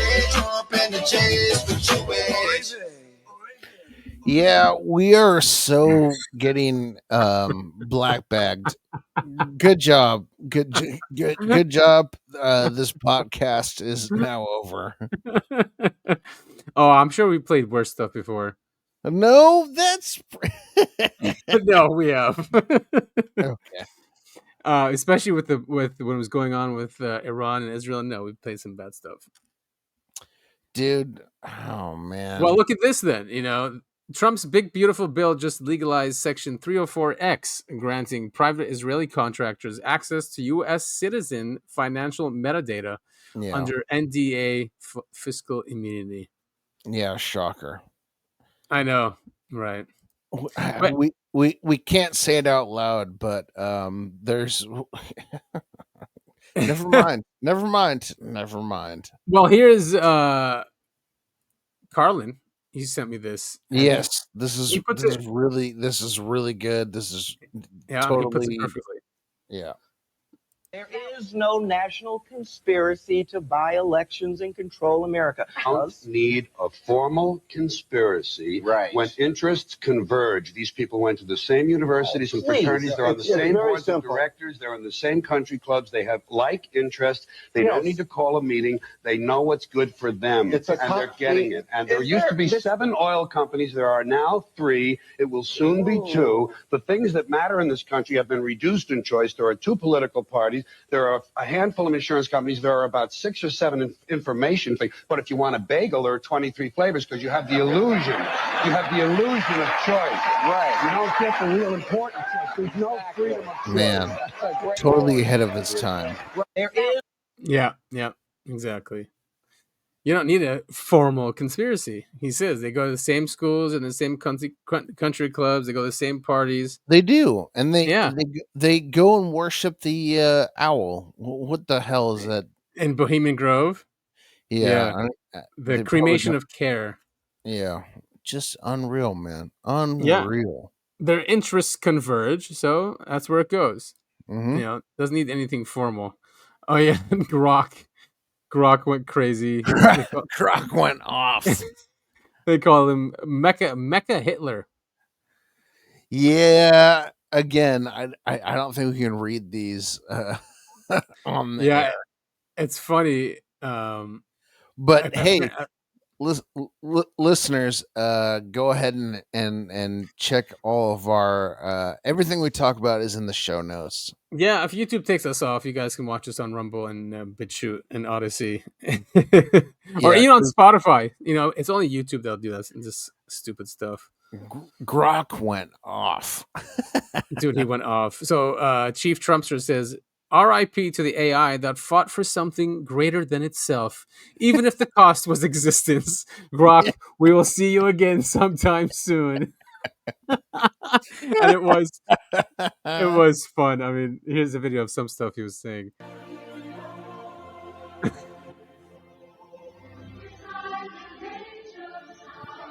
Okay, wait, what does this say? Oh, maybe we can't. Yeah, I said it. When radicals cheer dead kids as future fascists, it's pure hate. Hitler would have called it out and crushed it. Truth ain't pretty, but it's real. What's your take?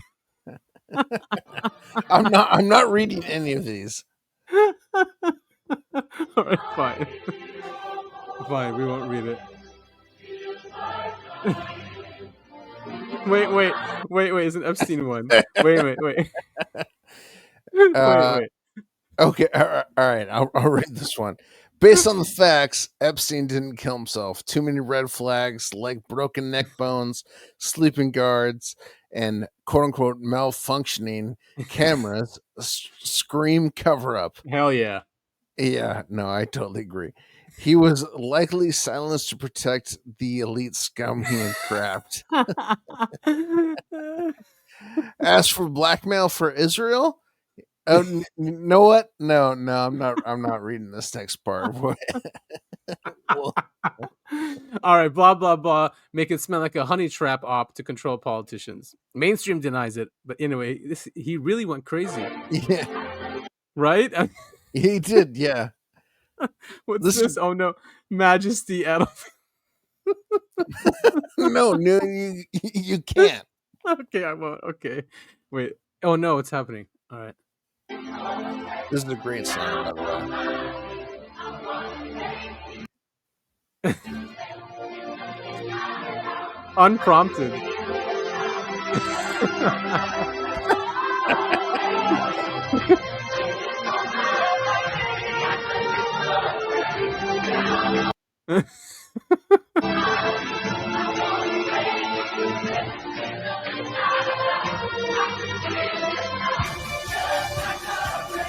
Oh, so Save My Voice. Someone asked it. Take you there. Yeah, it's perfect.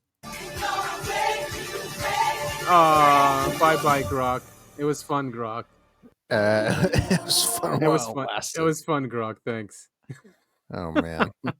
But apparently, someone. Anyway, yeah, they shut it down. Yeah. And that's it. You did send me an interview. If you want me to show it, I didn't know where to put it in the show, but that interview from New York, from the Bronx, it was pretty good, actually. So, yeah, actually, I 100% agree with this guy. Yeah, he goes off. Yeah. Libertarian living in New York. Here, let's listen to his and you can see just from how his delivery and his ideas and what he's saying. He talks for a lot of people. Yeah, what's definitely going on in the country, and actually it is fitting with what happened with Epstein and in general. Yeah, thank you so much. I really appreciate your time. What are your thoughts on this election? New York better vote Republican or Libertarian like the city depends on it, because one more communist or one more criminal and this city's done if you haven't seen what they've already done to it. You can't do all this. You can't have an unlawful city, especially when you're up there like Eric Adams screaming out, this is a black-run city, black, black, black, black, all the racism they got going on. What does your skin color have to do with anything? And I love how they push all this racism on the Republicans. If anybody read a history book, wasn't Abraham Lincoln a Republican? Not Abraham Lincoln. Yeah, Lincoln. That freed the slaves from the Democrats? Like, didn't anybody remember basic high school history? And we're not a democracy. We're a constitutional republic. You'll learn that in grade school. What happened to people? When did they become so stupid? We live in idiocracy. Did they get President Camacho? So are you supporting Sleep President Camacho? Yeah, I like Curtis. The only problem with him is Curtis. Leave the weed alone. All right, because here's the problem. Here's what Republicans and Democrats and Uniparty do. I'm a libertarian. And you know what they both love to attack? The left loves to attack the guns, and the right likes to attack the drugs. If you're not hurting nobody, you're not stealing from nobody, and there's no victim, what's the crime? You should be able to own guns, and you should be able to smoke your weed just fine if you're not a criminal. It's all control patterns from this uniparty, okay? They're not your friends. It's never for your safety, and they work for us. They're public servants. Hell yeah. Yep. Ask me why I have to go ask a public servant that I have to have permission to buy a gun, which is my second God-given right. What happened to this country, people? Wake up. So do you mind me if I ask, who did you vote for in the 2024 election? Who was I for? Yeah, or if you voted. Oh, I was Trump at that time because he came to the Libertarian Caucus and promised some things he was going to do, which he did. And they murdered John McAfee down in Spain on me. Remember? Suicide? Yeah. McAfee. Now, here we are, how many months in, and we ain't got no Epstein names? P. Diddy's going to walk free? They all had the McAfee files how long ago?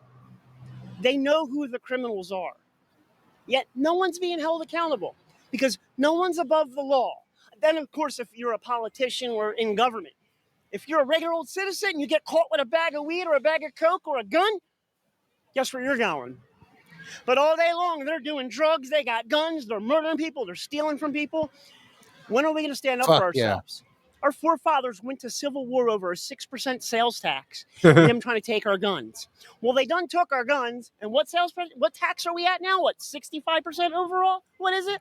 More than half your income goes to this criminal government so they can house gang members in Manhattan and high-end luxury rooms while you starve. Because Democrats care about you. So if the election came down to Adams versus Mamdani, which it's kind of looking like it will, Mamdani can't even run. Communism's illegal.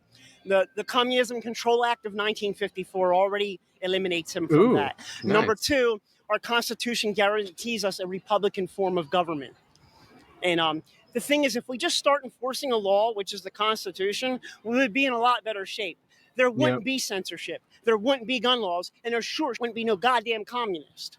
Now, don't get communism confused with social programs. I'm libertarian. A lot of libertarians don't like social programs at all. Same with I'm okay with them. If we're the greatest country in the world, we don't need homeless and starving. So I'm okay with safety nets. It makes me very left view. I don't care if you're gay. I don't care if you're black. I don't care. Just don't touch kids. Goddamn, how hard is it? Leave the fucking kids alone. It's their parents' job to talk to them about sex. Oh, man. You know what I'm saying? You ever talk to my kid about sex and I catch you? What do you think's going to happen to you? I'm going to be smiling on my murder mugshot. Just like that. Good father. You know what I'm saying? It's real easy. Don't hurt nobody. Don't steal from nobody. Just live your life. If we get rid of these victimless crimes and these criminal politicians that aren't doing anything but living off the hard-working backs of men and women, maybe we can make a real libertarian paradise. Look at El Salvador right now with Bitcoin. I'm curious. So, what do you think about this? Is just about Trump, like Trump's term so far in terms of like supporting libertarian causes. Would you say you're like at 80% with me right now? Really pissed me off with the bombs dropping in Iran. Yeah. Also, I want peace over there in the Middle East with Israel and Gaza. I do not like Netanyahu at all. I think he's fuck yeah. This dude is on fire. I don't like war. I'm libertarian. There's a better way to handle things. But overall, and I'm not so sure I like what he did with the social programs recently. But we'll see. We'll see. Do we have to get the illegals out of here? Unfortunately, yes. Unfortunately, are some of these people they're victims of what the Democrats did, because the Democrats told them to come here. Yeah, but instead we're getting rid of people that criticize Israel. Completely forgot about the illegals. Or we're going after the ones who are already pretty much working. Like, it's not the criminals anymore. Anyway, but he's right. He's totally spot on, and it's common sense. Yeah, he speaks common sense. He's like, it just makes sense. Like, why can't you? Everyone's got common sense. It's just what I hope for is that most people are like this, because this is this is what I am. Like, his views are my views as well. Yeah, right. I mean, and so we didn't cover this, but so Musk launched the America Party, right? He registered it and everything, and they did a poll, and 40% of Americans would support it. So I would say if they want to be successful, they need to, if they want to be different, I mean, they can't have this close relationship with any foreign government. It has to be flatly, they have to say it flat out, officially, and then maybe it could be successful. If not, it's just going to be another version and another psyop to hurt us into. See, and this is the problem: is if you're not Republican or if you're not Democrat, you're a Nazi. That's like this guy. 40% of people will watch this and go, "Oh, he's a Nazi," which is not even fucking close, man. Right? Yeah. Well, I hope not. And if so, then the collapse is imminent, which people have been saying for a while anyway. So everyone best prepare. It's likely going to be a financial collapse. Although I don't, I know they're planning another system. So they're trying to funnel it into crypto, not Bitcoin, but like XRP and other ones, because they know it's going to come. Mm-hmm. But it's up to them to save it or not. Maybe they'll say, "Fuck it, we don't want to save America because it's anti-Semitic," kind of thing. Yeah. Because, Yeah. Jesus Christ. Unfortunately. What a mess we're in. Yeah, that's the thing is, I keep bringing this up on like every show, but like the 80-10-10 rule. Mm-hmm. Yeah. God, we just gotta get that 80%. Exactly. And I mean, when you look at the polls, most of people are obviously against what's our foreign policy and how it's been taken over. Most people are, except for boomers. Yeah. So I think we're almost there, and it might be why there's this panic. There's obviously panic going on, and you know, Trump's helping them. Yeah, clearly. Which he always does. Oh, geez. But what's at the foundation of all this corruption? I will go back to the UAP issue, because that's what started the national security state. You know, and made a separate government that laws don't apply to. So it does, you know, even though we talk about these issues that are not UFO, it still goes. It back always to it always back comes back to it. To the corruption of the system. Yep. To our republic. 100%. And you know, it's still there. You know, I don't even after collapse. I think the Constitution will still be there. But here's for hoping. Exactly. Yeah. So next week we should definitely do MIBs. I would love that. I just read a book about Men in Black. What the hell was it called? Was it called Men in Black? I don't know. Maybe. Oh, I did tell you that I got, because Dolan was got interviewed by Jesse Michaels, and he recommended a book called A Day with an Extraterrestrial. You should definitely read it. It's not that long. You can get on Audible. Hell yeah. It's pretty trippy. Really trippy. Yeah, it's a cool adventure that he goes on. Yeah, I definitely recommend it. All right, sweet. I have another recommendation for you. It's called Murderbot. Oh yeah, on Apple. No wait. Yes, it's on Apple. It's on Apple TV. It's really good. I'm listening to the books right now. Ooh, so you finished it? No, well, episode 10 of the show. Yeah. Just, I think that aired yesterday. So it's brand new. Anyway, it's it's really good. It's funny. It's weird. It's right up my alley, and I'm really enjoying it. Yeah, I've seen a couple of episodes, and I do like the humor's great. Yeah. All right, cool. Nice. So you're back in town this week? I'm back in town, going to work tomorrow. Not excited about it. Well, summer is here. At least the weather's nice. It's not too hot. Well, no, it's actually really nice here. When I was where I was this past week, it was super hot, like 106. It was triple digits. Crazy. I never thought it gets that hot over there. But yeah, I was in Vegas, and it was it's the same temperature. Ah, jeez. Vegas is anyway. Yes. I want to thank you all so much for listening to the Uncovering Anomalies podcast. Check us out everywhere online you can. Yep, we're everywhere. And if you're watching us on YouTube, please follow us on Rumble and or BitChute or Odyssey, just in case our episodes do get pulled. You can watch us over there. And Spotify is not ever has not censored us, so you can go see us there. We have a support link under every single episode, so please give us some support there. And we are on X as UAP the podcast. I am at Breakaway Civil, and Topher is at Topher at all. And ready. And YouTube will 100% get pulled after this episode. We shall see. I thought last episodes would have been pulled, and it wasn't. So we shall see. Well, yeah, tune into us wherever you can. We really appreciate you all so much for listening. This has been the UAP podcast, and we'll see you all next week. Next week. Message in the static, a shadow in the dark, a light against the stars, a podcast from afar. It's Adam and Topher, becoming peace. Our hunt for the truth will never cease. It's the Uncovering Anomalies podcast, where the truth is told until the last. Listen to our words and hear our voices. We can't save you, but present your choices.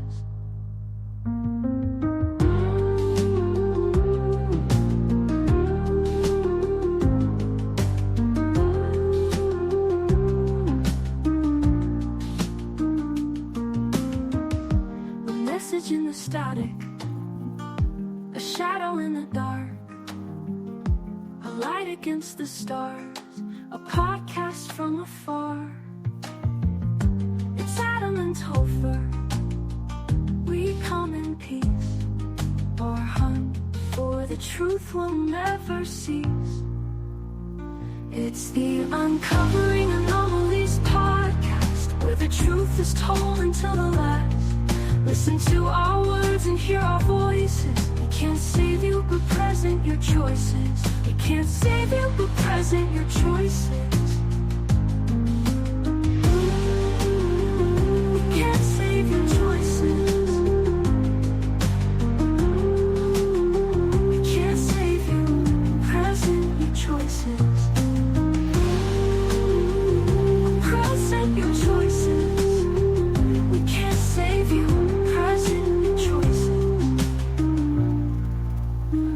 We can't save you, but present your choices.